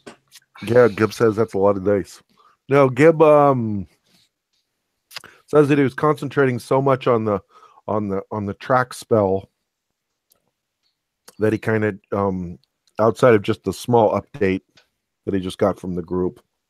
What's the update going where we're at? Oops. I mean, right now in the Yeah, adventure, right now. we're Oh. exploring the first entryways to this magician's tomb or wizard's tomb, looking for these dog-faced or dog-headed raiders. We've found two different sets of prints on the ground. One is a small round track, and the other one looks like, well, it's kind of human looking, but it's about twice the size of Gerda's. With them, we actually weren't following those tracks. We kind of went to one side, and I think we've ended up where the tracks were going anyway. Okay. Oh, and don't stick your hand in holes in the wall. Yeah, that's Got that's it. Yeah. Note to self. This is what Gib was wanting to be updated on. That's right. Holes in walls, no go. That's a no go.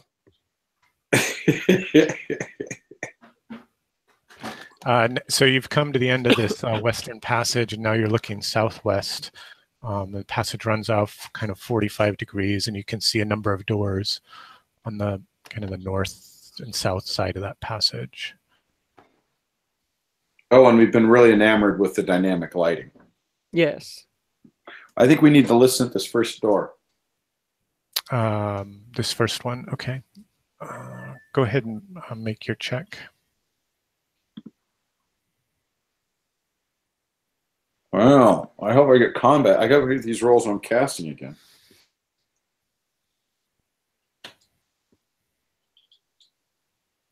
So if there's something to hear, Hammy hears it. And here's the chanting of the old You gods. don't hear anything. Excellent. That sounds like a good one to open. So you try to open it, and it's jammed shut. There's, I mean, it doesn't even shake in its frame. Okay. All right, come back to that. I say we move on to the next one. Yep. Are you just going to take the next door and turn? Yep.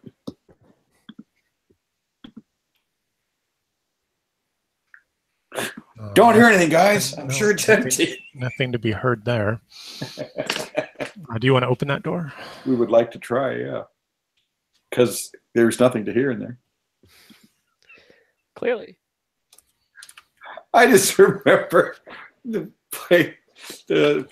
Sailors in the Starless Sea. And Oh man. rolled so shitty on his roll to see if the cliffside was safe.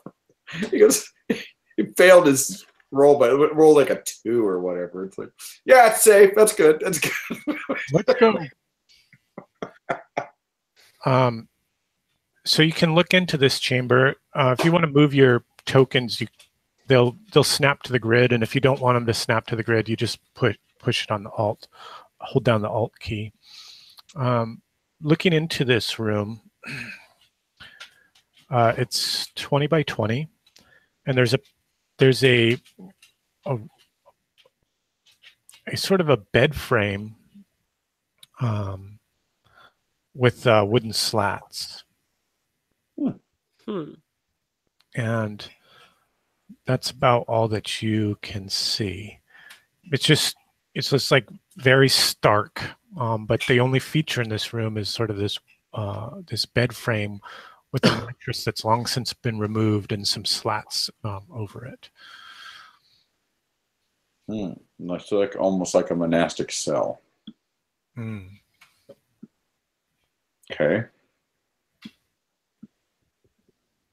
Let's check the next one. That's better, Hammy. Is there anything to be heard in this door? Whoops. Sorry, I'm just screwing around with my stuff over here. GM stuff.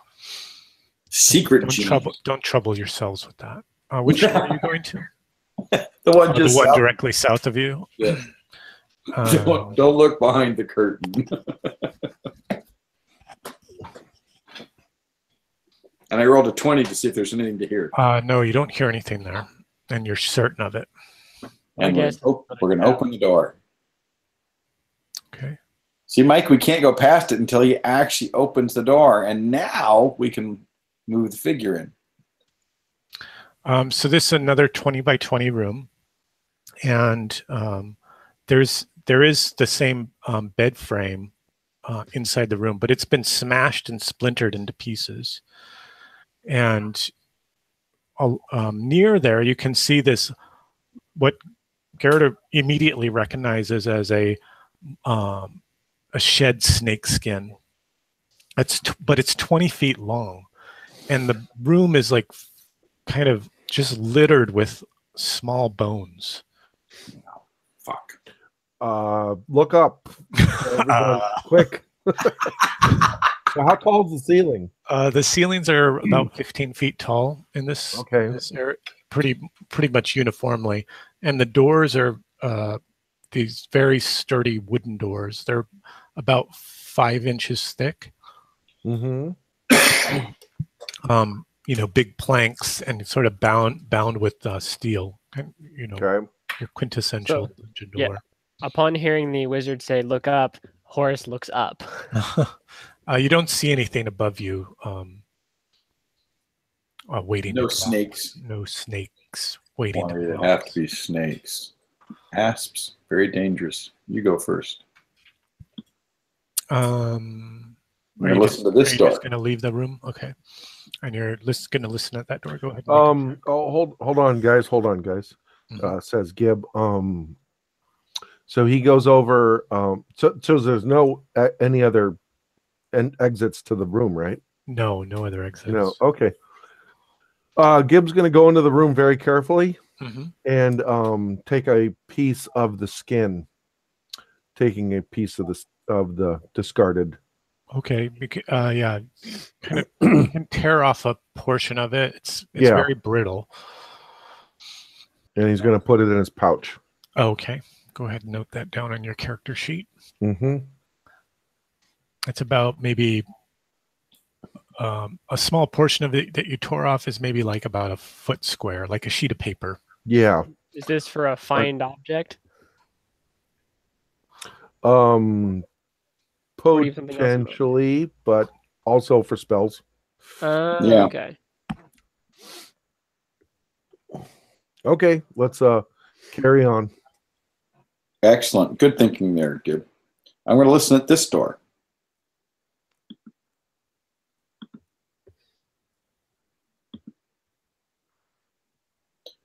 That's a 17. You don't hear anything. We will attempt to open said door. It swings easily. Oh,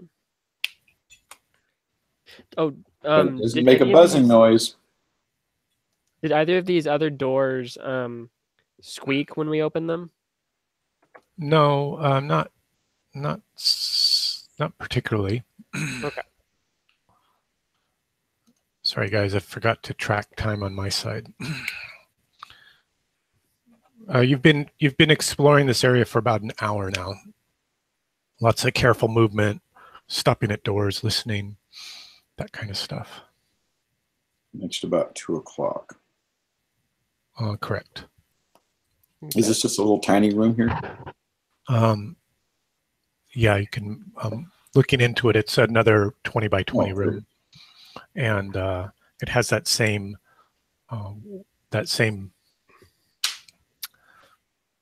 bed frame.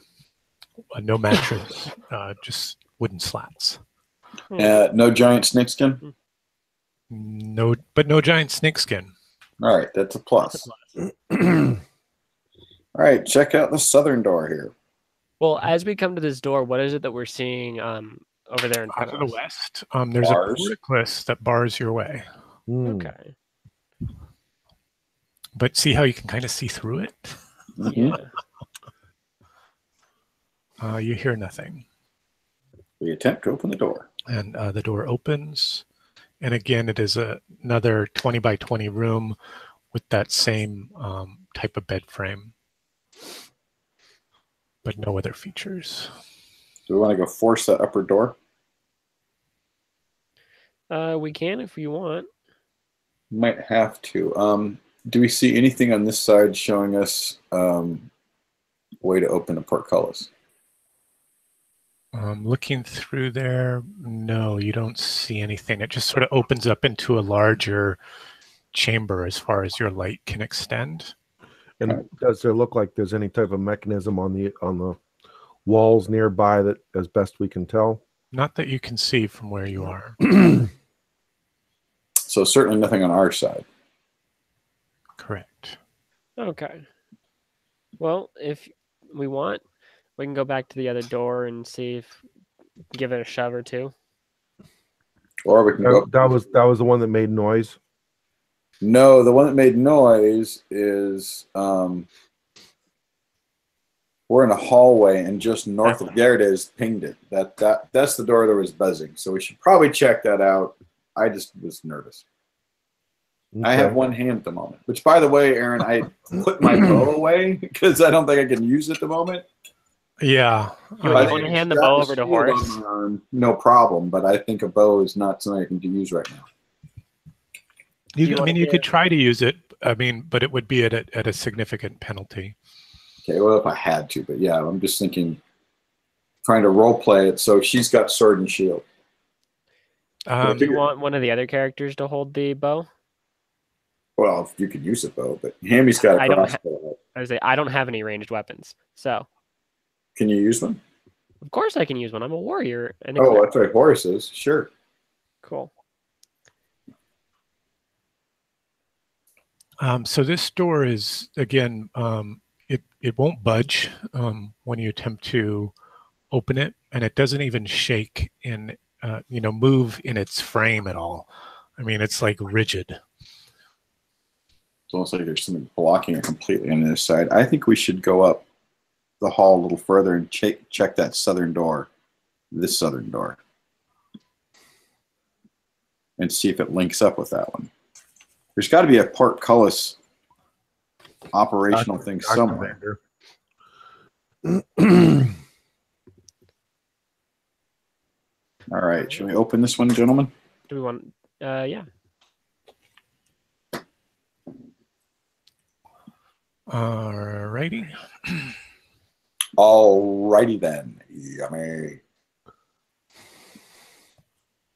I like that I can shine the flashlight around. So I'll just bring you into there you go. So entering the room, it's large. It's 40 by 40. You can see two doors immediately to your east there. And there's two long granite tables. They're like 30 feet long by 5 feet wide, and they run north to south in the room. And they're about 18 inches tall. So if I had, does there appear to be anything on these tables? Can you see my ping? No. Because I'm on the wrong layer. That's fine. There's nothing on the tables, on these granite tables, on these stone tables, and they fuse seamlessly with the floor. Ooh, almost like they were just straight up carved. Right. Like the room was carved around them. Okay.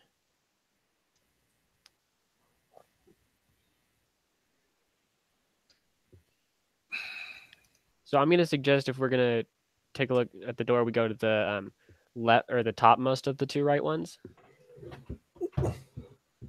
The tables are about in those positions. Okay. All right. I'm happy to follow your lead. What was the decision again? Ethan thinks we should check out the upper of the two doors there on the right. Okay.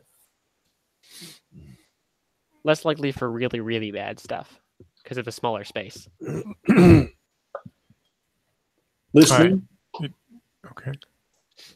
12. Yeah, you don't hear anything there. All right.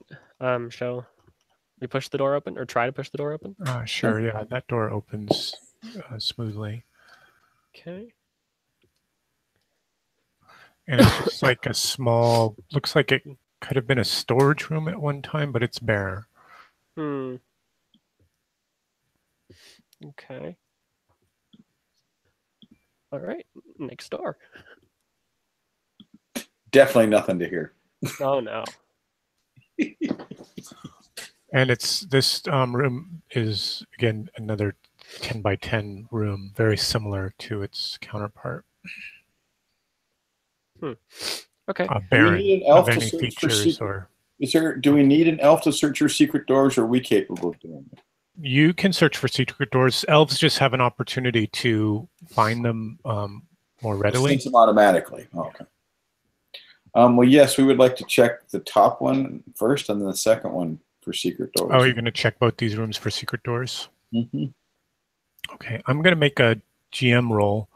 That's what I figured. You'll find a secret door on a 1 or a 2. This is going to roll a die to the table, which is not the die in question. I'm just using that for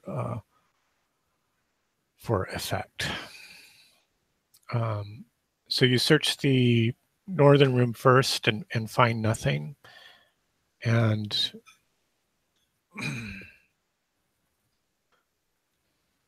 This is you also find nothing in the southern room.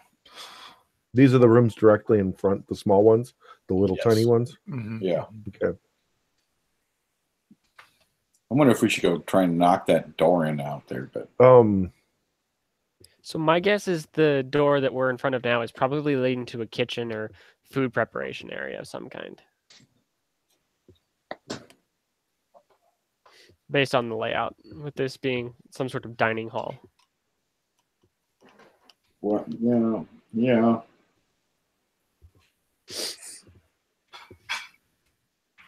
Could be.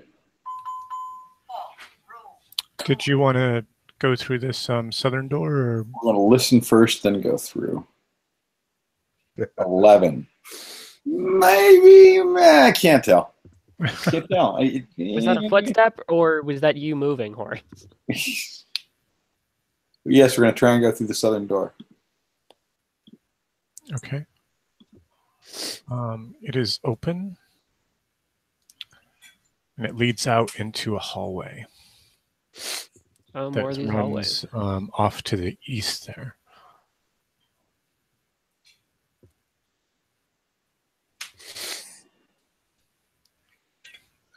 Oh, and Mike, one thing we forgot was one of the rumors we heard is that there was an item of great power entombed with the wizard, but you always hear that.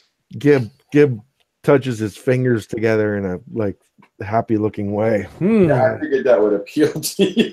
We figured you and Ridian might be really happy about that. And I don't know, Nils might still be listening in. Nope. Oh. He was listening in while driving.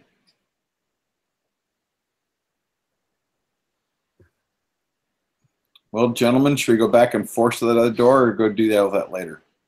I don't think that door is going to budge, personally. We just got to keep on exploring until we find, I don't know, or we go back to the room that had noise in it and just deal with whatever's in it. That is an option. Because I say, let's go do that. Just because that's unexplored when that's behind us, we can't really. You want to head back to that to the doorway where you heard something? Yes. Okay, I will take you there. Yeah, because the door comes behind you and can't move us. Yeah, almost. There we go.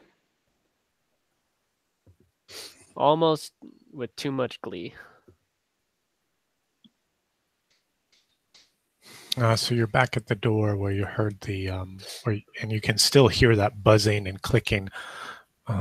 Make an intelligence check, anyone. Hammy. I will. Gib. I think Gib's the highest intelligence right now. I think he is too. Unless, since the other wizard is not, for some reason, present. DC 12, Gib. Getting my dice swing. Here we go. Oh, that was almost a 20. Plus whatever's intelligence modifiers. Which is, I believe, just 1. Yeah, like this. Is everybody's Roll20 screen super laggy, or is that just my computer? It was rolling around pretty slow for me too on your die. I think it was just the way that die roll worked. Okay.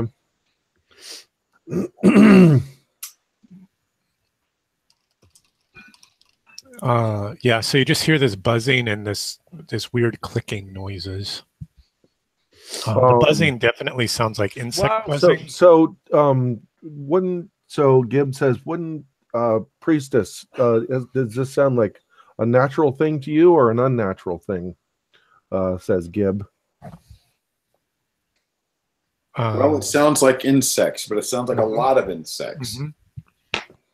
That's exactly what it sounds like to. I'm wondering if we'd look in and close the door. The priestess of Ildevar. Oh, we don't have our sleep spell casting wizard with us, do we? And there's no slot at the bottom of the door to look through. No, it's pretty flush there at the base. Flush. Yeah, like there. Can we stick a sword underneath it? Lucas's patented searching trick. Yeah. Yes. No, it's that well. Yeah, it's that well engineered and it's black crafted. Magic. Clearly, it was someone from like Harvard who did this. Like, all right, are we ready to open? Well, okay, so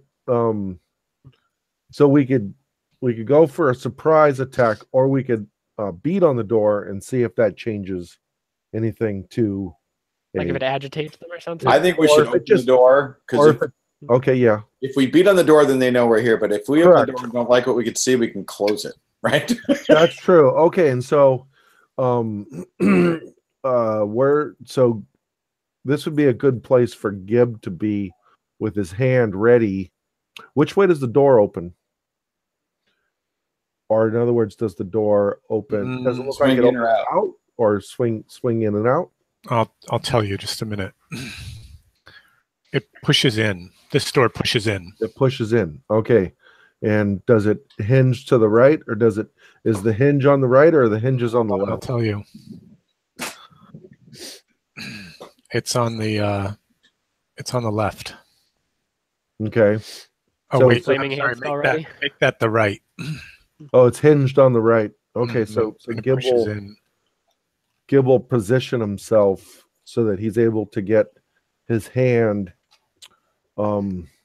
without being in anybody's way, so that he can blast them with a fire flaming hand spell. Fantastic. But he's not going to be in anybody's way, so he's going to be off to the side. Sure. Okay, that makes sense to me. Who's going to open the door? Horace is going to open the door. All right. You go to open the door and it's stuck. It's like it's not like stuck like the last door that you encountered that was stuck. You feel like you could maybe kick it down. Okay, now that he just tried to open it up, does it sound like the sound is the same as it was? Make an intelligence check. DC 15. Oh, fuck. Harder even. Jeez. Because you're trying to discern some change in the. No, it still sounds about the same. Okay, so if the option is to kick buzzing in the with door, this weird clicking. I'm inclined to say we don't kick down the door because then you can't close it if you have to. Then it becomes much more difficult to close the door. Yeah. I mean, kicking the door wouldn't necessarily be the only way to open it. I don't want to. Right. Yeah. Confuse you with that. So does anybody have a strong something that so what's the floor made out of? Stone. Stone. Does it look like there's any type of a seam to the stone directly below the floor that we can hinge upon something to pry the door forward? Yeah, you could try. I mean, you could like try to jam something into the side of the door. The masonry open. work, right? You know, You could also just try to force it open, like put your shoulder against it and lean hard. Well, we're trying to do the idea is to do a controlled push open. Either way, that this does bring up the fact that if we're having to force it open, it might be hard to force shut, and it might be closed for a good reason.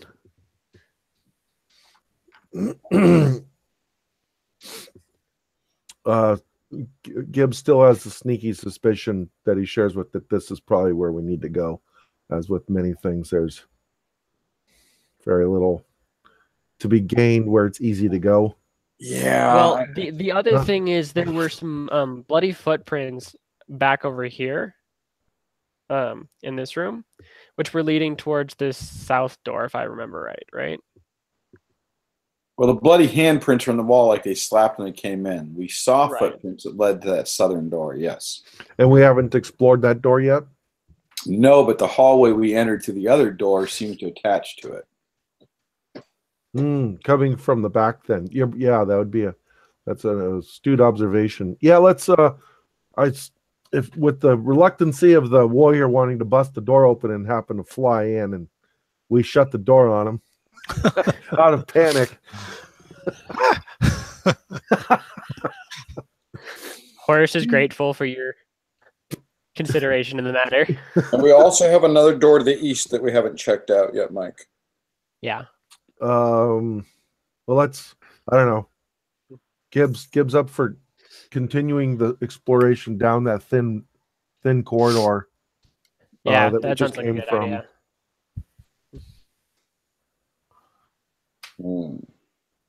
Is there much dust in the area where we go on the floor? Like it's been not well traveled, or does it look like it's been well traveled?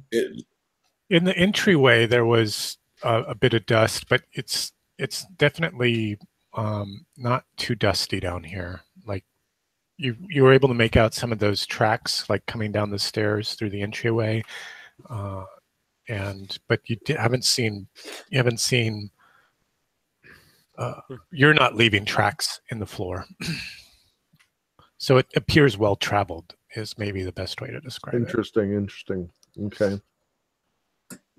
So there's no dust built up in the corners or like off of the normal logical path of the place. Right. Yeah. Okay. You haven't seen any telltale trails leading around. So Gibbs gonna take one more listen to at the door, and I'm just gonna roll, and you can figure out if he's made it. Let's see if we get anything. God darn, he's still kind of dazed. It was not a good. It took a while for him to wake up. And then Aaron, we're gonna head back to that south where we just were when we turned around to check out the buzzing noise and got cold feet, because I just don't want to die of 1,000 bee stings. Okay, hang on a second. Or eaten by a giant insect, whatever it is. It doesn't. We've been mounting Nausicaa in my animation club, so I just see these giant insects everywhere. So you passed through the southern door, is that right? Yes, sir. Okay. And do you want to pass through that door to Next two southern doors? Yes. Back to that long, thin. Am I taking you in the right direction? Correct. And you're coming down to this southern door? Correct. And then you're crossing through there? Yep. And I think we should go check that open area to the right. Mike, you said your machine was running a little bit laggy. Yeah. I think I can fix that for you. Hold on a second. I see. Look at that. Another portcullis. Yeah.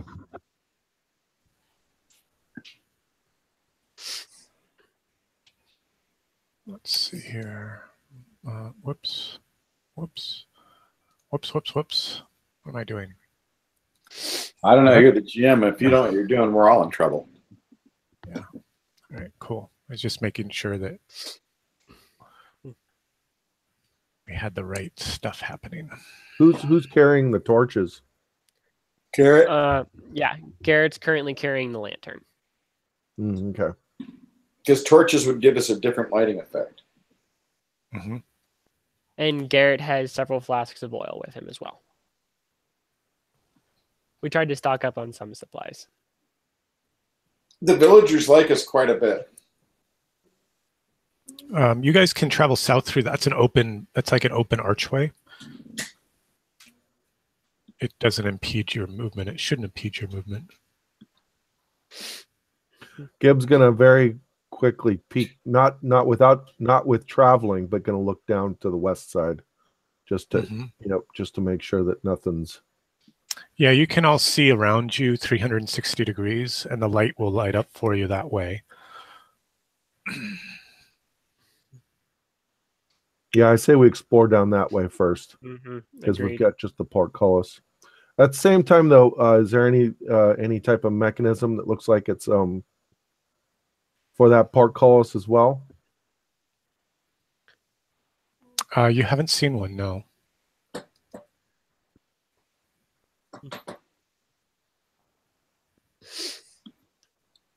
Gibbs gonna search for a. Yep, let's keep on. Based on how we're exploring here, Horace is becoming very curious about what the other door in the previous passageway leads to. Because it's so little? Yeah. There's just not much space there. Just Gib wants another description of the door. Which door are we asking about? That one? Or did you want... Ethan's talking about that one.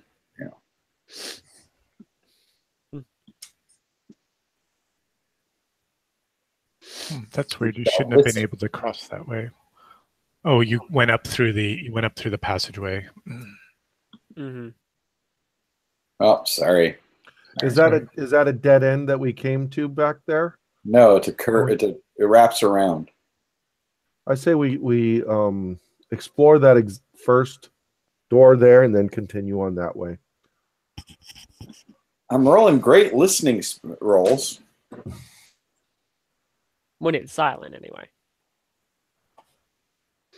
Which is good. And then we're going to try to open the door. Okay. Yeah, this door, let's see. You rolled well, didn't you? Yep. For your listening, you didn't hear anything. You open the door. Whoops. Are we back at that little door we skipped? Oh, that little door. Yeah. Yeah, just because it's such a small area, I'm curious. And it's right behind us. I hate leaving that doors behind us unexplored. That's when stuff comes up. No, it's right. That's a good thing. But it's also good to quickly explore forward, just so that we don't get because something coming out of a door is a little bit easier to deal with than something running at you. Mm-hmm. True.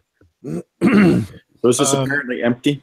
Yeah, so this 10 by 10 room, there's a square aperture, like 2 feet square, on the floor, kind of at the back of the room, and it opens into a 40-foot deep sinkhole. You shine your lantern down into there, and it sort of disappears off into the inky black. A latrine. Interesting. We found a latrine. And what about in the ceiling? Nothing in the ceiling. Nothing in the ceiling. Gibbs going to listen intently down the hole, making sure not to fall in it. Crouching beside the hole and trying to still your breath so you can listen quietly. You don't hear anything. You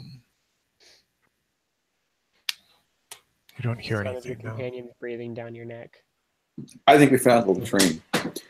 Okay. Do we continue down this hall, or go back to where we were, or forward? Because we haven't continued all the way east here. Well, yet. does the going east take us back towards the potential direction of where the little tiny hole or door was?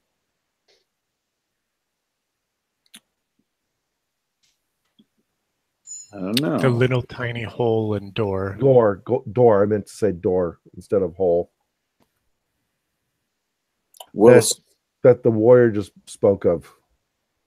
oh, that was the one we just looked in. Yeah. Oh. Got it. Okay. Yeah, Ethan was looking at the map and saying, "There's this weird null space right on the Got map." it. Okay. We should go through that door and see what, No, what it is. yeah, let's continue on where we're going. Let's go east. Yep. Listening. All right. You hear nothing. Opening into a 20 by 20 foot chamber that's featureless.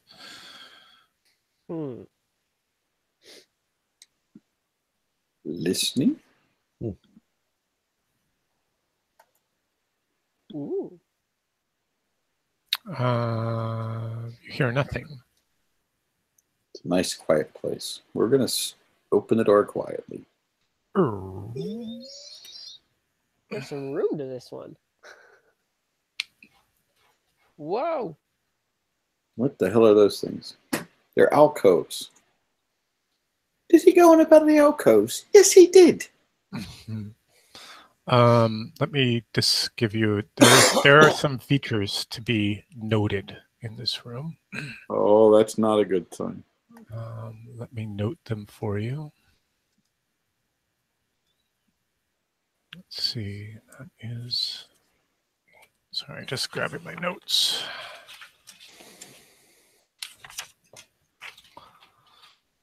Okay. There are 6 alcoves, as you can see, and each of them has a pedestal. And the pedestal is roughly 4 feet high and 1 foot in diameter. And these are sunk into the walls right there, right? They're standing on their floor, actually. Oh, okay. But the alcoves are set into the wall. The alcoves are set back into the walls, yes. And the statues are in there. Or the pedestals. Yes, Oh, pedestals. they're just pedestals, but nothing's on them. There are, the ones on the north do have objects on them. They have these stuffed ape heads. Let's see if I have a handout for you. And are they? Oh, okay. Yep. And we saw, Mike, I don't think you were here when we entered. The entryway to the tomb had 2 giant stone ape heads on each side. Oh, okay. Oh, Oh, this so looks like some voodoo. they're stuffed and they're shrunken. Interesting. Is that a Stephen Pogue? It is. It's a Stephen Pogue illustration. Almost looks like some sort of shamanistic ritual. Yeah, there's always so much great art in the modules. It seems a shame not to be able to share it with you guys. I mean, Yeah. if only for the maps. I mean, in of them themselves. So,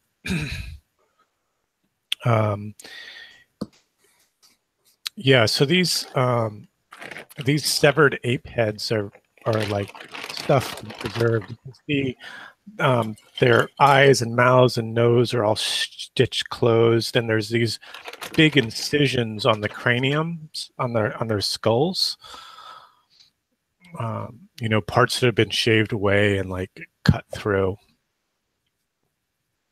And these ape heads are on all 4 of the northern ones. Oh, and there's one on the western one as well. Interesting. The ones to the south have nothing on them. They're just bare pedestals.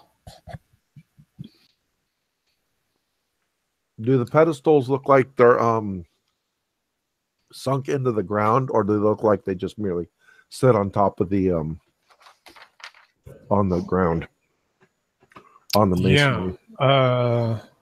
Let's see. No, they're completely fused with the stone floor. Like they're kind of like those tables that you saw earlier in the Almost in like that they're great carved hall. out of the ground. Or they were drawn up out of the ground or something, but they're flush. I mean, they're completely fused with the stone the stone floors. And does it look like that the heads are merely just sitting on top Mm-hmm. of the things and looking closely at them but at the where they sit? Or do they look like there's any type of mechanism below their head? No, it just seems smooth. Just like as if it's on top of a table. Right, exactly. Just as if it were on top of a table. Any particular or peculiar odor around? Sniffing about them, they smell a little bit acidic, like a trophy would, like an animal trophy. Something taxidermied, yeah. Yeah, taxidermied. Well, at least he could creep me out.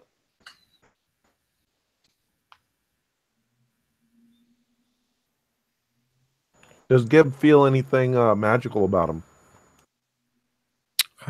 Make an intelligence check. DC 15. Give me something good today, man. No, they don't feel there's no sense of you get no magical sense off of them. Oh, check this out, you guys. You can drag the dice from the chat window onto the tabletop. Do you see that? Yes. Like the track time or duration, and then you can change the faces on them too. Well, fun. Yeah, kind of a clever little feature. And so, looking at the pedestal behind us that are empty, there's nothing. Those are smooth and polished. Yes, yeah, featureless. If you want to tell me anything special that you're doing with them or any of that kind of stuff, that might help. But I'm just taking it as you guys are like looking at these things. Yeah, Gib clearly is not going to touch them as of yet. It smells awful. I'm not touching nothing. Where's my 10-foot pole? I was close to getting one. Were you? I was close.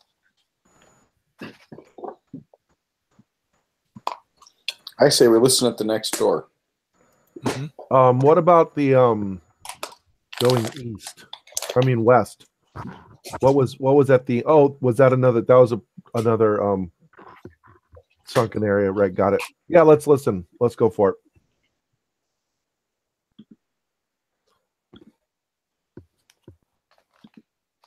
Oh, Definitely nothing to hear. And you were listening at the southern door? Yeah, apparently not, but I thought it was going to to. Horace. You weren't listening beyond the door. I got distracted. We're gonna open the door anyway. Okay. Let's see.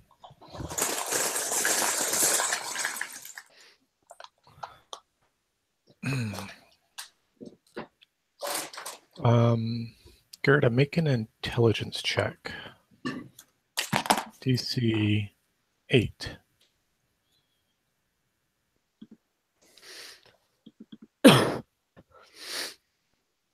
Yes.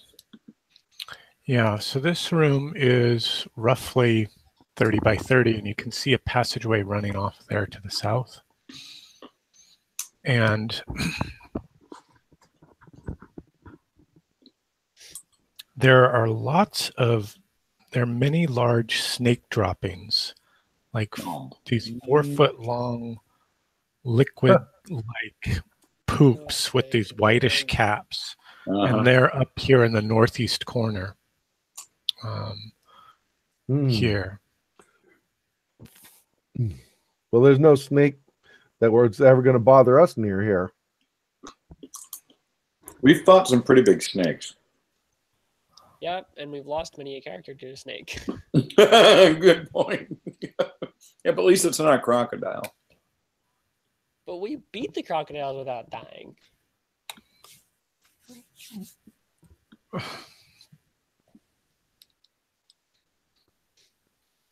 Shall we?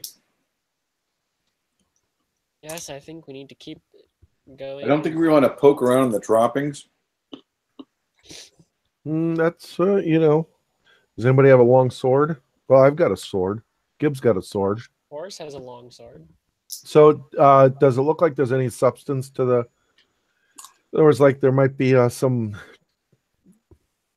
Like a like dog-headed bones or skeleton. like bones or stuff that was undigestible. Poking around in there. No, it's like pretty just gooey and yucky. Okay.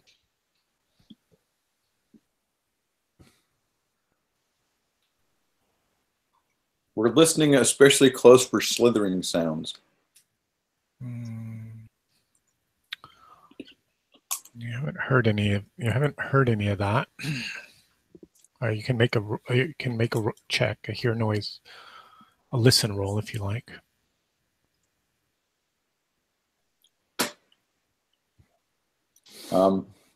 I think I found a snake.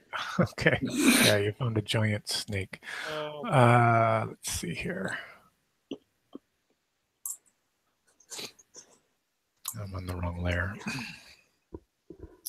Let's go ahead and make a surprise roll. I'll roll my d6 and then you can roll your d6. The snake is not surprised. What? But we were so crafty. Any of you guys can roll a d6. And you guys are not surprised either. So now it's just standard initiative. I have a handout for you.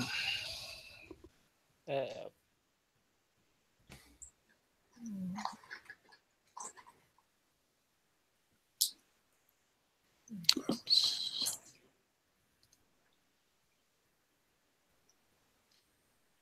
So as you come south down around this chamber, this large snake begins to slither towards you with these, but he's got these big, giant, almost human-like eyes that are just wild.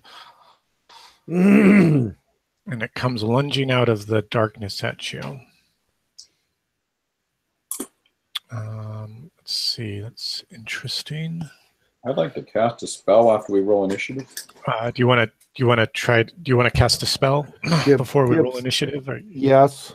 Yes, and yes. Okay, I'll be right back with you guys. Sorry.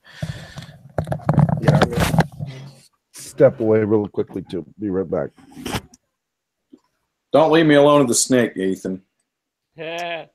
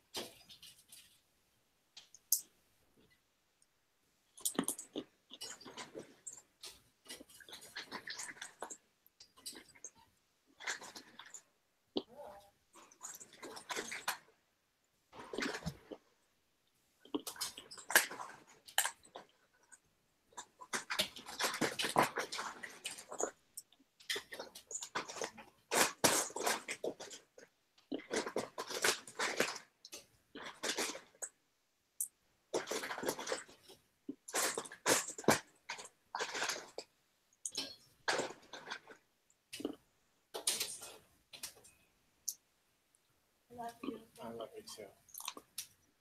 Snakes. Why did it have to be snakes? Sorry, I did help my wife with something. I'm back as well. Let's see.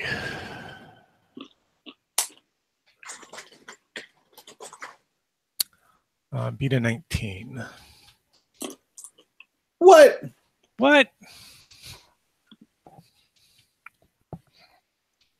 What's bonus to it? Agility? Yeah, agility. All right, Gerda's got a +2. Take it. Oh, got half of what I was trying to roll. That's 50% of the way there. All right. Sorry, I've got to do a couple of calculations here. I'm going to see the whole thing. There we go.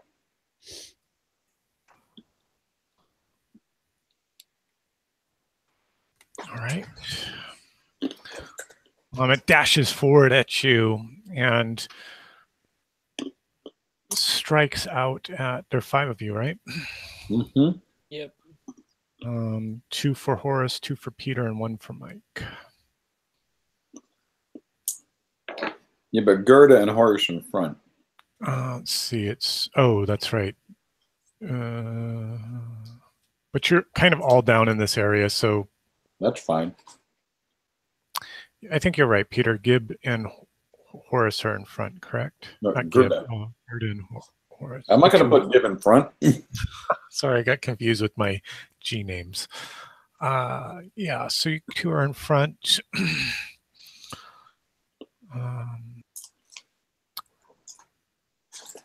Gerda and Horace. Strikes out at Horace and hits AC 16. That, I believe, misses. Okay. Plate, mail, and shield, probably, right? Yeah. It's fancy, but it's effective. Yeah, he's in a 21 AC right now. 21. Yeah, All right. he doesn't move so well, but he's quite tanky. Okay. All right. That's So better than my 20. that's a miss. This is why he was lugging around that armor.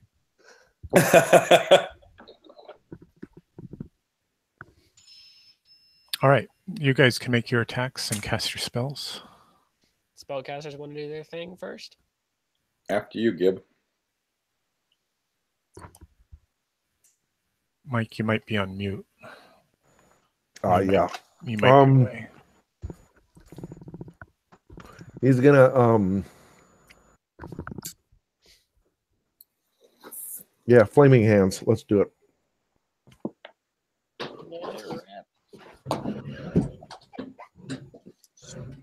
Ooh! Good job. Really nice job. Nice one. So that's a 16 due to the 16 due to the No, due to the, yeah. It's atmosphere. Yes, it's a 17.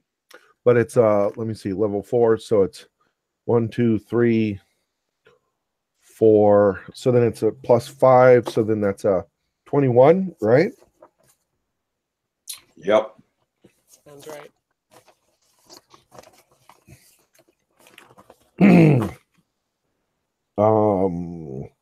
Spell produces a blast of fire that burns up to 3 targets within range for 1d6 plus CO points of damage. All targets must be within 10 feet of one another. There's only one person, or one thing, I should say. So 1d6 plus 4, I believe. Yep. Yeah. Cleric level. Come on, hit me a 6. Oh yeah. Oh, nice. You know, you guys are yelling the results way faster than my system's like showing me.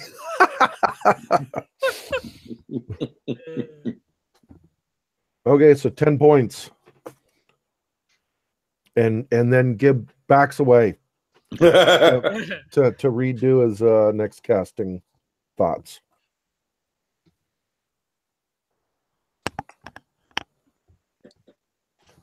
I think Aaron's on mute.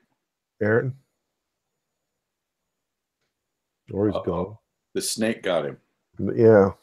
Sorry. Good job. It's all crispy and burned on its flank there. The rest of you? I was casting Word of Command. Woo. So with a 20, speak word of target within 60 feet, conveying the word of command with a gesture. For example, attack or go with pointed finger. Fails its save, it must obey the command for a number of turns equal to 1d6 plus the cleric level. All right, let me make my will save. See how My command is freeze. Freeze. Okay, and you have 16 plus lots, I imagine, right? Yeah, it was a total of +4 20. with the and then the -2 for the day for the spell check. right. The 4 is for level, +2 for personality, -2 for the day. Oh, right, you're level 4. All right. Here's my will save. No luck. So yeah, it goes rigid like a stick, like poing. Oh, I wonder if I can reverse stinging stone and turn a living snake into a stick. How long We've does it kind of done that. I think I just did. Yeah. So the snake is now, and this lasts for a little while, doesn't it? Six Yeah. turns, 1d6 plus cleric rounds. rounds. Okay, so it'll last for a minute or so. We double checked, but I'm pretty sure it's what I just read. I don't think it's turns.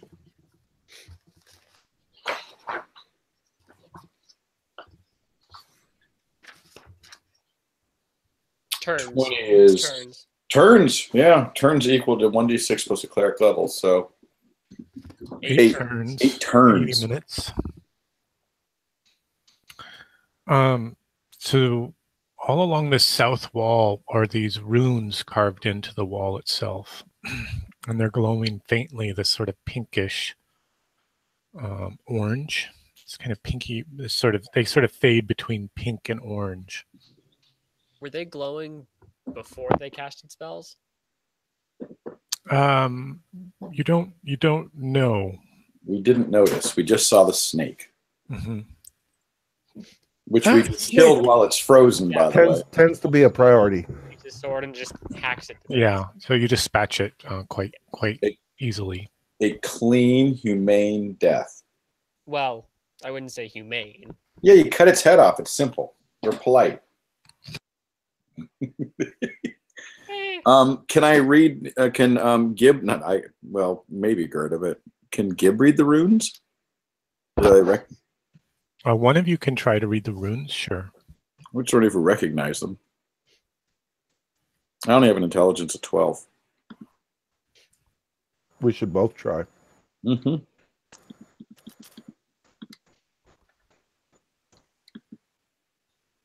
I got a 14. That'd be a 10 for me. Yeah. Working together, you sort of piece them out. You piece them together, and there are 3 lines. The first line reads, "Disregard the body," and then next, "Its many forms deceive. Follow the eyes." And then the last, "They unerringly shepherd the mind." I'll type that all out for you guys here in the chat so you can see it. Okay, that's weird.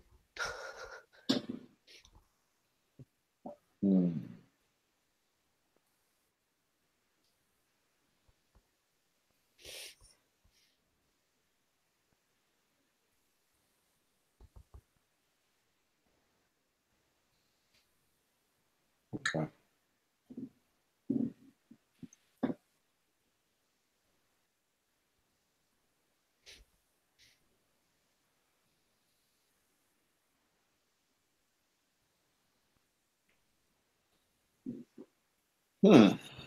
Gibbs going to examine the eyes of the snake that was just killed. Because they were very human. Eyes, they are very human. They look like very large human eyes. Gibbs going to extract one with his short sword. Okay. Are you trying to get it out whole, or what are you trying to do with this? More in the lines to see if there's I mean, not being too delicate, because if it's just a real eye, then he's part naturalist. Yeah, so you kind of slip the tip of your short sword into this large human-like eye, and I don't know if you've ever played with the fisheye when you were a kid, but it just sort of it's sort of gooey and icky. Yeah, so it's a real eye, and there's nothing particular about it. Yeah. I mean, other than you've got to stuck your sword in the cow's eye. Right, exactly.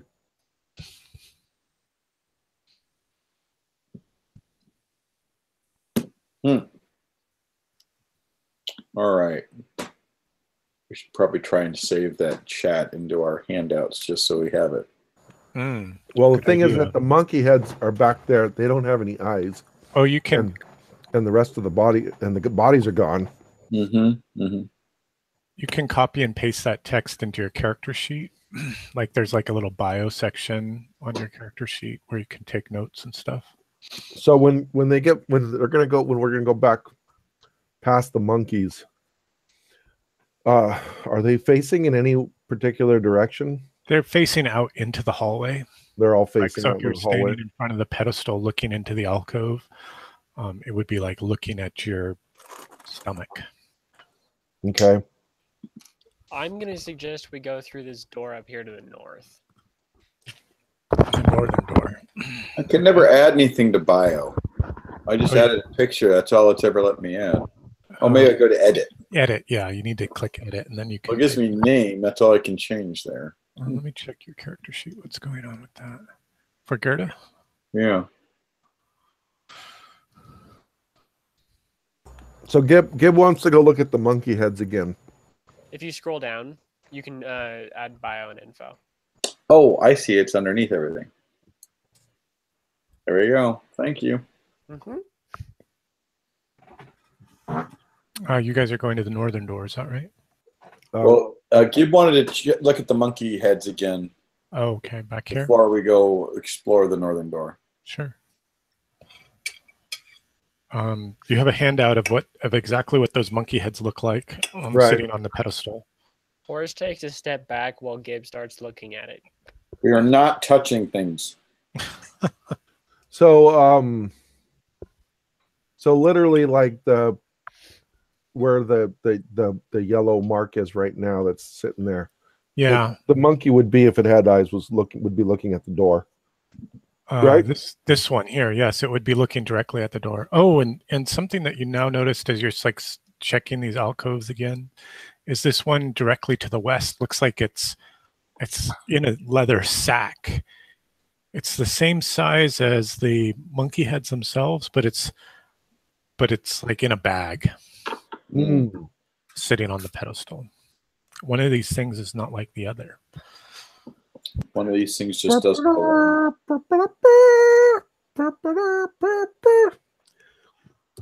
Gib thinks in a faraway place there's like a thing called Indiana Jones. Yeah. I'm not touching monkey heads. We are going to listen at the northern door, though.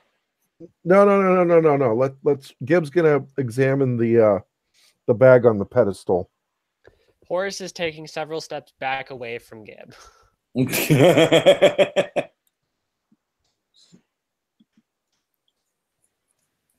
Sorry, I was on mute. So you're crouching down and looking at studying this bag on the pedestal.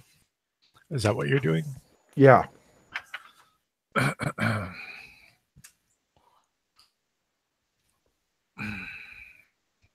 Sorry, I'm just catching up on my note. As long as it's not lethal. My notes. Again, Gib's going to be paying attention to whether or not it looks like there's a mechanism that's underneath the bag, or if there's any difference in the pedestals. In their structure and their finish, and if the size of the bag looks exactly like the size of the other heads.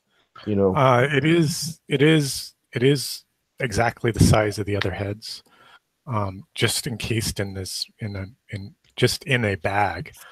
It would be like if you took a bag off your belt, threw one of the heads in there, tied it in a knot, and stuck it on the pedestal. Interesting. And so it has tie strings.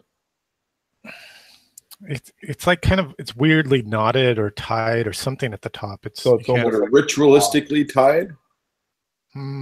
Gerda comes and looks at it. It's hard to tell what's going on with these things.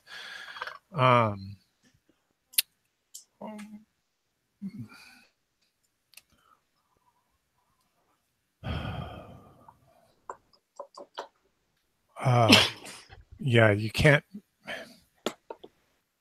It's like you can see the cord kind of wrapped around the tip of it where the knot and the drawstrings would be, but it sort of winds itself back around the back side of the bag.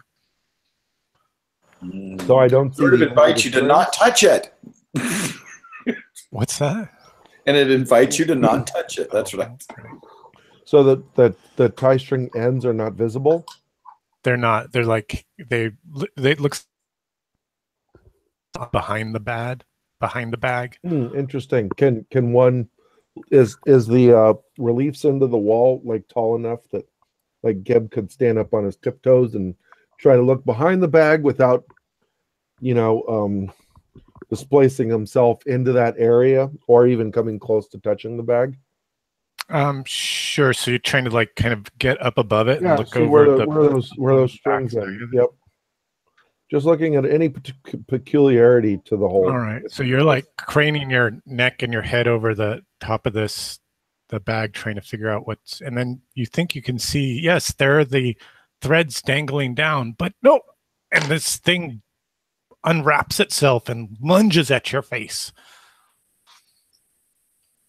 It's like this giant bat-like thing that's like flapping around, and it latches onto your shoulder and starts sucking. And you take D4 points of damage.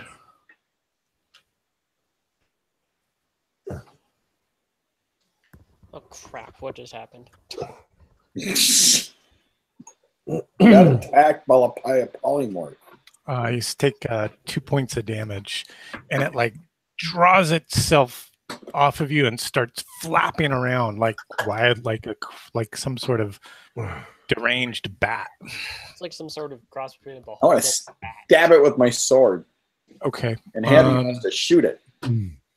So this is just an initiative check. That was like, it's like free That was attack, a like free springing attack. at you. On the Yeah. Here's the initiative for the creature. Oh, 16. That's pretty good. What do you guys get? 18. 18. Okay, so you're first. Horace will run over and take a swing at it. Way to go, Handy. Oh, excuse me, Gerda. I'm using her agility. Okay, go ahead and make an attack. Okay. Just make sure I'm doing this right.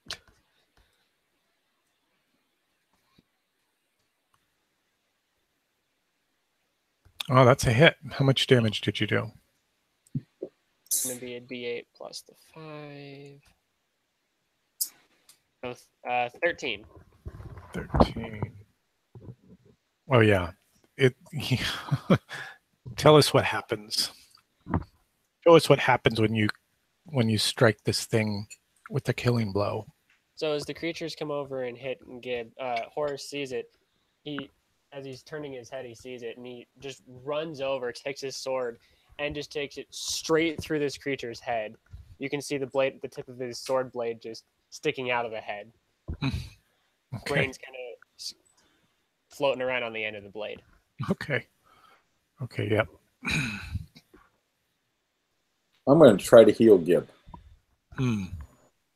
So was that the bag or was the actual like object that looked like a bag?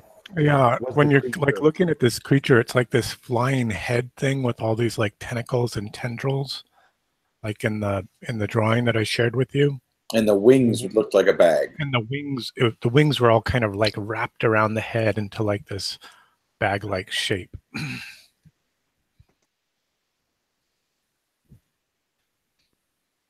Did you have a spell check that you were going to make there? Oh, yeah. Sorry. I wanted to wait until the descriptions and stuff are done. Mm. A 12, you get 1 die. You get no dice. These hit points are a permanent loss. Oh, Seriously? Yeah. Wow. Holy crap. I just went No. down 2 levels. Wow. Huh. how I lost 2. And I lost 2 permanent hit points from carousing when I stayed in. So I'm back to 11. Not even funny. Oof. This is a deadly game. Well, we are level 4s. for now. Currently level 4. Hope we stay alive to see level 5. So you guys are going So, back to so now where the pedestal was, is that pedestal just a regular? it's pedestal? empty and bare, except for some green bloody goo from the splattering that Horace gave to this flying head thing. There's no gorilla head there. It just appeared to be a gorilla head. Right. It was the flying head wrapped with its wings wrapped around itself, Gotcha. about the size of the gorilla head, just laying in wait for its dinner. Which it got, bastard. But it didn't get its full dinner. All right. Well, we are going to listen. Okay, go ahead and make a listening roll. Definitely What? not totally safe in there. You're listening to Horace yelling behind you. Do you want to enter? Yeah. Let's see. Which room is this? Where are we? What's going on? Who's running this show? There it is. Who am I and who's eating this chicken? Okay, so the first thing that that you notice when you enter the room is just this wave of stench hits you like a wall. There's copious amounts of debris, offal, and rubbish all scattered around in here. And there's 2 large carcasses kind of about in the middle of the room. Huge ape carcasses. With no heads? They're both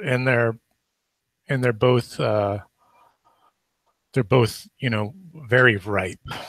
They've been dead a while, and they've been left in this chamber for some time. Have they been decapitated? No, they have their heads about them. But there are 2 empty stone basins on either side of the western door. And they're about 2 feet high and 2 feet. Oh, I'm sorry. The basins are about 3 feet off the ground and about 5 feet around. And they're on either side of the western door here. Sorry, I'm just drawing for you all on the map. Kind of here, right? Mm-hmm. And are they about the size of gorilla heads? well, they're 5 feet around. They're 5 feet in diameter, so they're pretty big. And then there's a stone slab, 2 by 2, that runs the length of the eastern wall. This big stone slab that runs across the eastern wall here. Like a prep table. It's about 2 feet high and 2 feet deep. And again, the room is like filled with garbage and trash and crap, and those giant ape bodies are like here.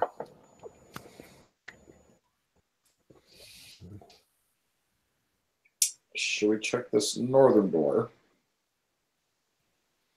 Sure. Gib doesn't feel that good. No. Imagine not. You had your freaking soul sucked by a tendril head thing.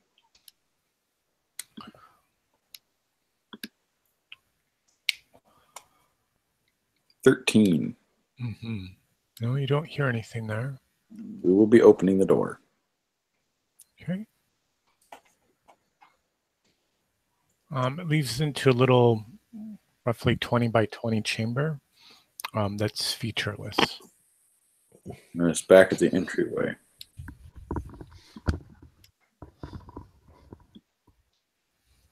Oh, can I get through that? Oh, I'm blocked.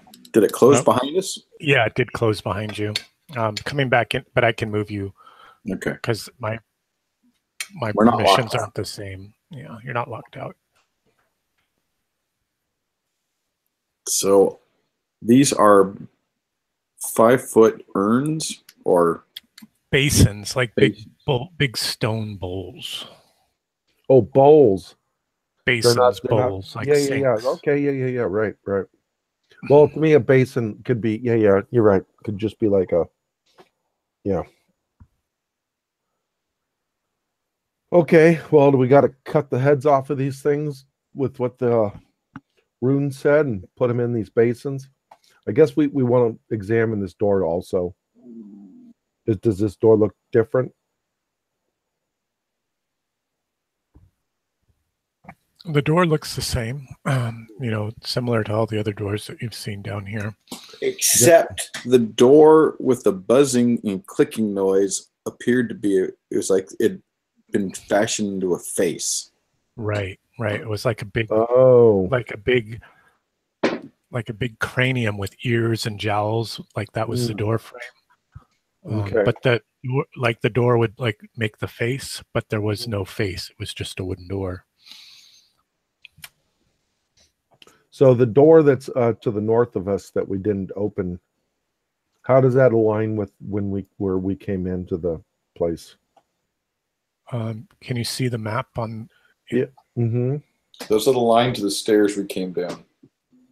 Okay. So this would run into the back of the stairs for that door that we didn't go behind, right? Yeah, if we continued to go west, we would go right to the door we didn't go behind. Yeah. Right. Yeah, off down this way. Correct. I think we need to listen at this door.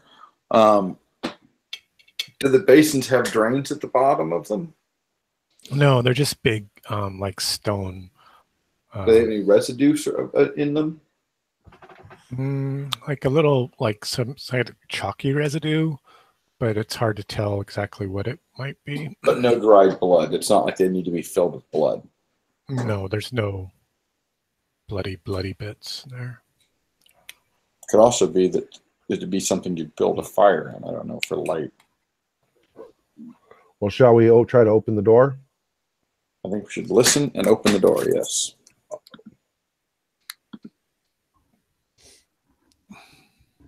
Ten. Nothing to hear. It opens up into a hallway that runs off to the west. We know this hall. Okay, so now we have down to the south of us, we have an area that we can access that we've not explored. We have an area to the east and south that is behind a portcullis. We have an area south heading west behind a portcullis. And we have a door that appears to be jowls and ears of the face and buzzing, clicking noises.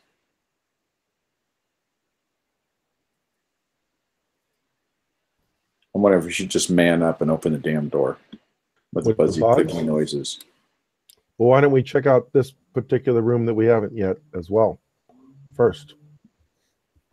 Oh, we already went through the door that we just passed? Yes. The hallway? Yeah, we're in the hallway. But the one directly north of here we went into? No, that was where there were footprints. We actually bypassed it by going to the other one. But that's the entryway we came into. The door that's directly north of us? Yeah, we can go that way in order to get to the buzzy, clicky room. Oh, to me, the map isn't lit up, I guess. It shows that it hasn't been. Yeah, the only thing that's lit around us, the bright white is the lantern. The gray is the areas we've explored. Yeah. Part of the problem is Mike wasn't here when you guys did the entryway exploring, so his map isn't. Yeah, exactly. His session never saw that. Oh, okay. So go ahead and open that door for us, Aaron. Yeah. So you came. Oh, there we go. Ta-da! Now it all. But there's that spooky room back there that we haven't gone to. Yeah, why don't you guys want to go in there? Go in that place. Yeah, and then we also had, and it also comes. Yeah, and it connects through here. Okay. Gib, even though Gib doesn't feel well with that damn two hit point, I mean that was almost 20% to him. Anyway, he wants to go back to the monkey heads. because he just has a strong suspicion about them being their placement being important, especially with the fact that now that he just got accosted by something that took his life force, he feels that that's the important area. So let's go back there. Are we going to continue on past our 10 o'clock? We'll play for a little while longer, but I think we're just about done. So you want to go back and mess around with the monkey heads? Yeah. Okay. So Gibbs going to take his sword and does anybody else have an extra sword? I would say an extra, but I've got a sword. Extra Well, sword. Gib wants to just pick up one of the heads with the swords, and Okay. you know, Morris once and again steps away from Gib as he does this. Oh, I see. You don't want to touch it with your hands. You want yeah, to that's hold correct. Yeah. on either side. Mm-hmm. You get that stink on you, it never goes away. So the one he's gonna so the first one he's gonna do is that one to the right, and he's gonna place it on the one behind him to the south. The opposite. But pedestal? he's gonna tell the group to listen very carefully as he does this. Okay. Or in other words, for everybody to be quiet to see if we can Okay. hear anything. Shh. Clink, clunk. Okay, you successfully make a luck check.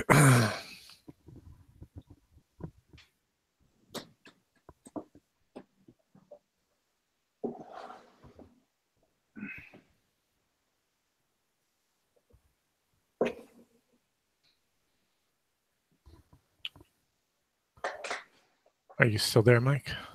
Yeah. Oh, make a luck check if you don't mind. D20.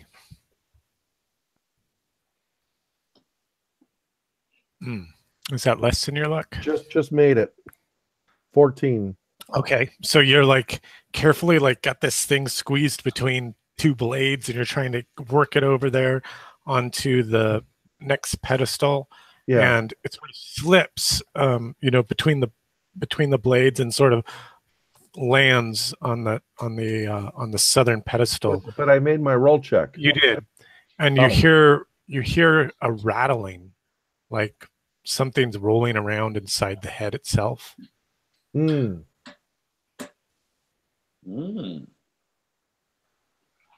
Got it. Okay.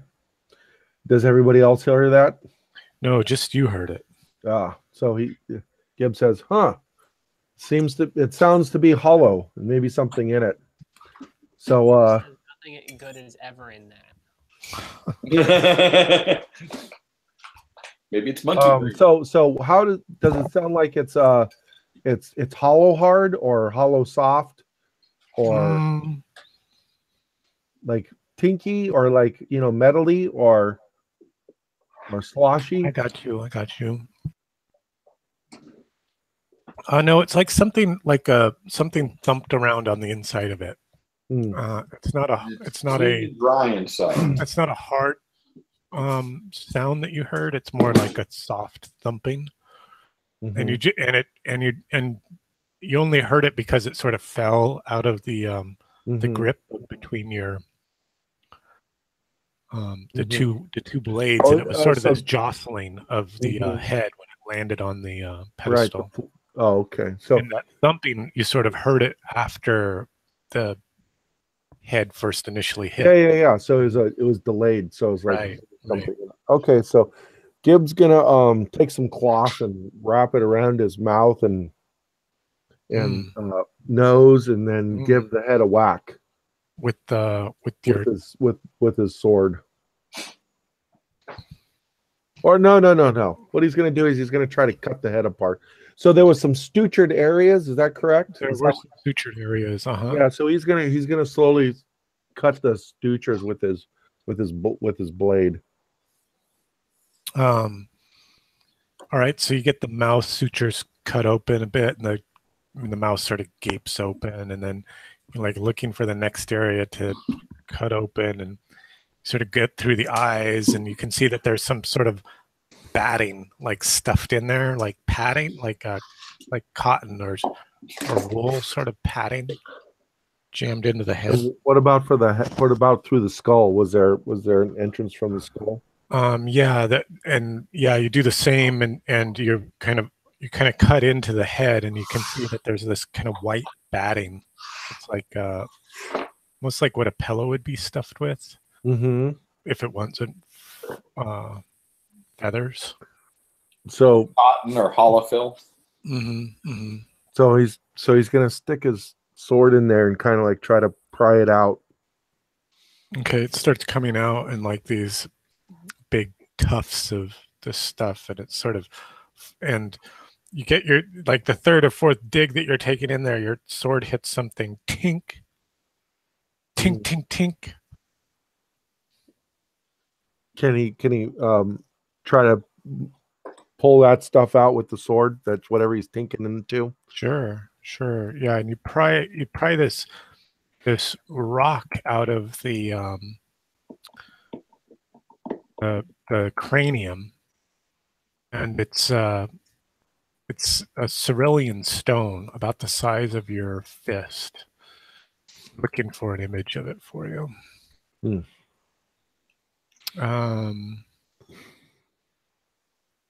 Yeah, it looks like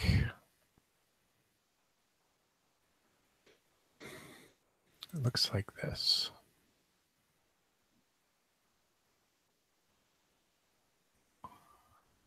Let's see. Cool. I'm just giving you another handout.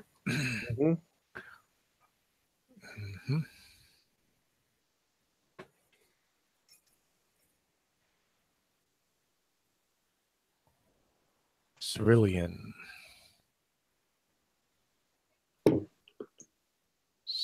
It's a blue. Carillion, pardon me. Carillion.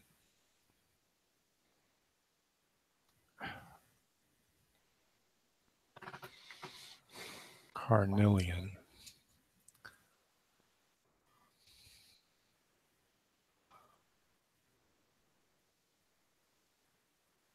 There it is, Carnelian.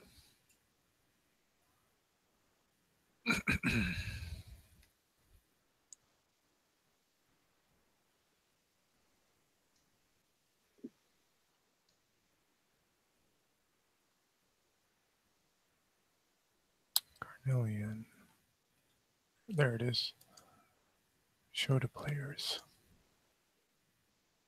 Sorry I didn't have that one prepared for you guys. Ooh, lovely. Carnelian.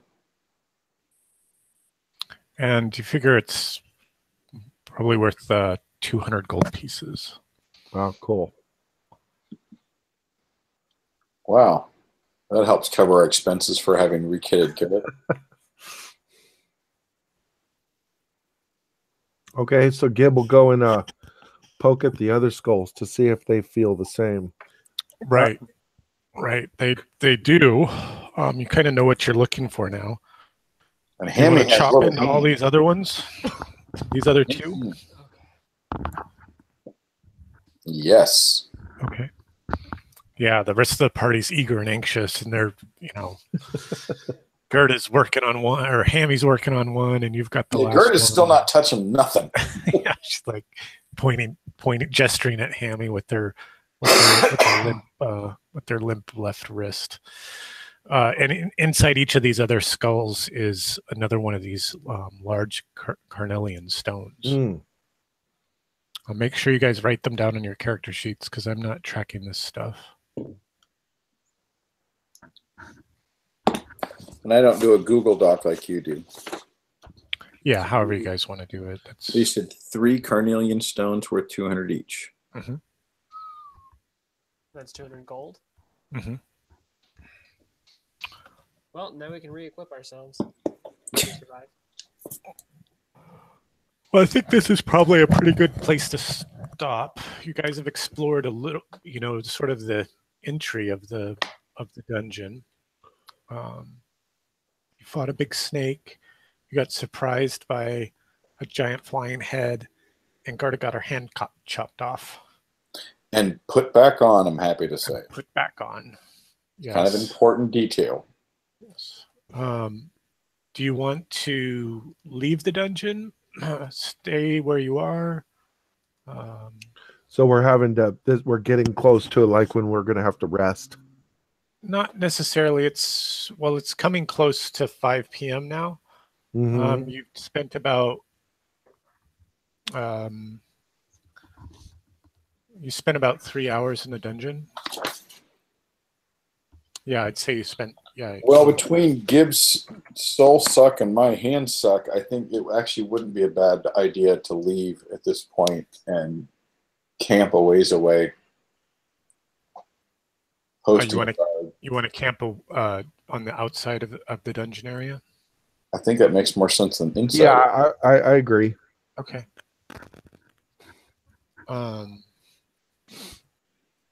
Sure, no problem. You can totally do that. I will put you outside of the dungeon. Thank you, Gib, for going back and looking at those skulls. That gave us some money. I was just about to say, well played, Gib. Yeah, thank you, Gib. I was going to list that as my pro. We have to kind of get Gib into the marching order too. We put him in the back for the next session. Cool. Whoever built this tomb doesn't like gorillas. Yeah. Or maybe they like them a lot. Maybe too much. Maybe that's the problem. Ooh, okay, guys. I'm going to take off. All right, man. It's good to catch up with you and hang out a little bit. Yeah, nice to have you aboard, Mike. Yeah, I'm glad I can make it. I'll talk to you guys later. All right. All right. Just to be on the safe side, so it doesn't get overlooked, Gerda will do the healing and whatever it is she needs to do her hand for physical therapy.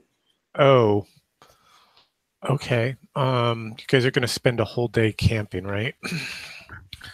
Or at least spend the night and then head back in the morning. But yeah. Let's do that, and I'll update. Let me just update my stuff. So go ahead and eat your point of food. I was gonna say Garrett's gonna try and cast Food of the Gods to provide some food for him. And okay, why don't you make your spell check then? Your -2 as a reminder. Yeah, you probably feed the party. 16. Let's see what that All right, is. that's pretty good. Should be enough to feed at least him and Horace. Let's see. Here, I will attempt the same just because I like casting spells. And you can tell To me feed to feed 8 people. No, so we don't need me. That's enough for all of us, isn't it? Yep. Well done. 12 after 24 hours, so it's good for the day. Yeah, well, with Hammy, there's not going to be any leftovers. So, Cornus has provided food for the party for the night. Okay, and go ahead and make your healing roll against your hand, Peter.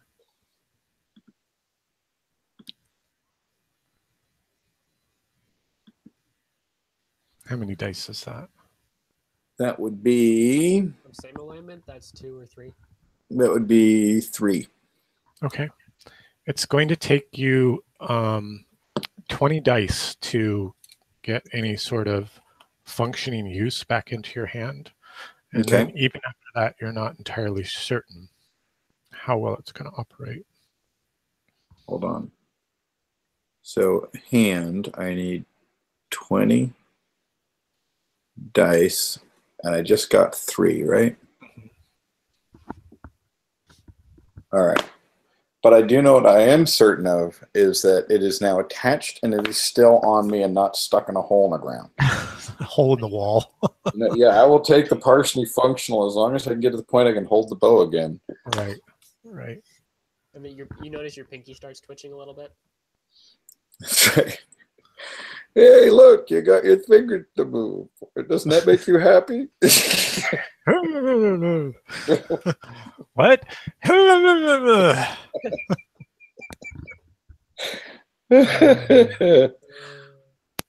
Well, any things you liked or didn't like about tonight's session? I love that Gib turned us around to go back to the monkey skulls, which were creeping me out, and we got money off of it. Yeah, that was definitely a pro there. I enjoyed the whole dungeony feel of it. Right, the dungeon crawliness of it. Yeah. Yeah. It's super dungeony, that's for sure. Oh yeah. And I liked that my quick thinking gave me a solution to figure out how to keep my hand attached. Yeah. Get it out! Get it out! Put it on! Put it on! Yeah, it wasn't a gimme, Humana, but it's humana, perfectly humana. logical with the spell, you know? Yeah. Yeah, I'd say that another pro and con simultaneously would be that Gerda's hand got chopped off just because it was cool to see the trap. Yeah. Right. And now we're aware of such traps. You're like, oh yeah, Dungeons and Dragons. I forgot about this. It's like, don't touch these things. Which Yeah, I don't know how to makes touch it. sense You where- touch it. That's I'm not touching it. You touch it. That's why Gerda's like, I'm not touching shit. I mean, it makes sense that these kinds of traps would be in a dungeon. Right. So, I like the idea too that you've got this big penalty that you're wrestling with, right? The lack of a hand and but it's not. But it's like a cautionary tale. Yeah, certainly since I was able to save it, it's a cautionary tale. Otherwise, it would have been a crippling tale. Yeah, it's absolutely. I was like, oh my gosh, that's happening. This is happening. I love how, Peter, you and I both realized, like, right as you put your hand in, that this was a bad idea. Yeah, exactly. Wait a minute. The wisdom is the knowledge you've made the same mistake before. Oh, I just realized. Mm. Garrett has both detect magic and detect evil. That would've been useful. Those could both be helpful spells. Yeah, definitely. So if you rolled high enough, you actually could have detected the trap. Oh, does it do trap Yeah, detection it too? can do harmful traps at like a 20. Okay. But yeah. Well, I'm looking forward to finding out how Banish works, but we haven't had a chance to use it. Ooh. Oh, right. That's one of my new yeah, ones. I have curse. That should be interesting. Witch. And I have divine symbol, which I forgot about, which apparently lets me Create. take my holy symbol that I carry around with me as a cleric and use it as a weapon. Oh, right. You And a kind of very, need that now because you potentially don't. lethal weapon at that. Yeah. Oh, yeah, you should start crafting something. Yeah, you kind of need that because you got nothing, right? Yeah. Maybe that's why you have You nothing. don't even have a holy symbol anymore. Those Kith, Yeah.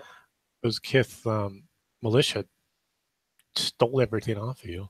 They kissed your ass. They kissed your All I have ass. is a good old birthmark. I think this is a sign. This is a sign that you need to make a divine symbol that you can beat the holy crap out of Kith with. Where no relying This on is my mundane Kith weapons, I hammer. use these holy-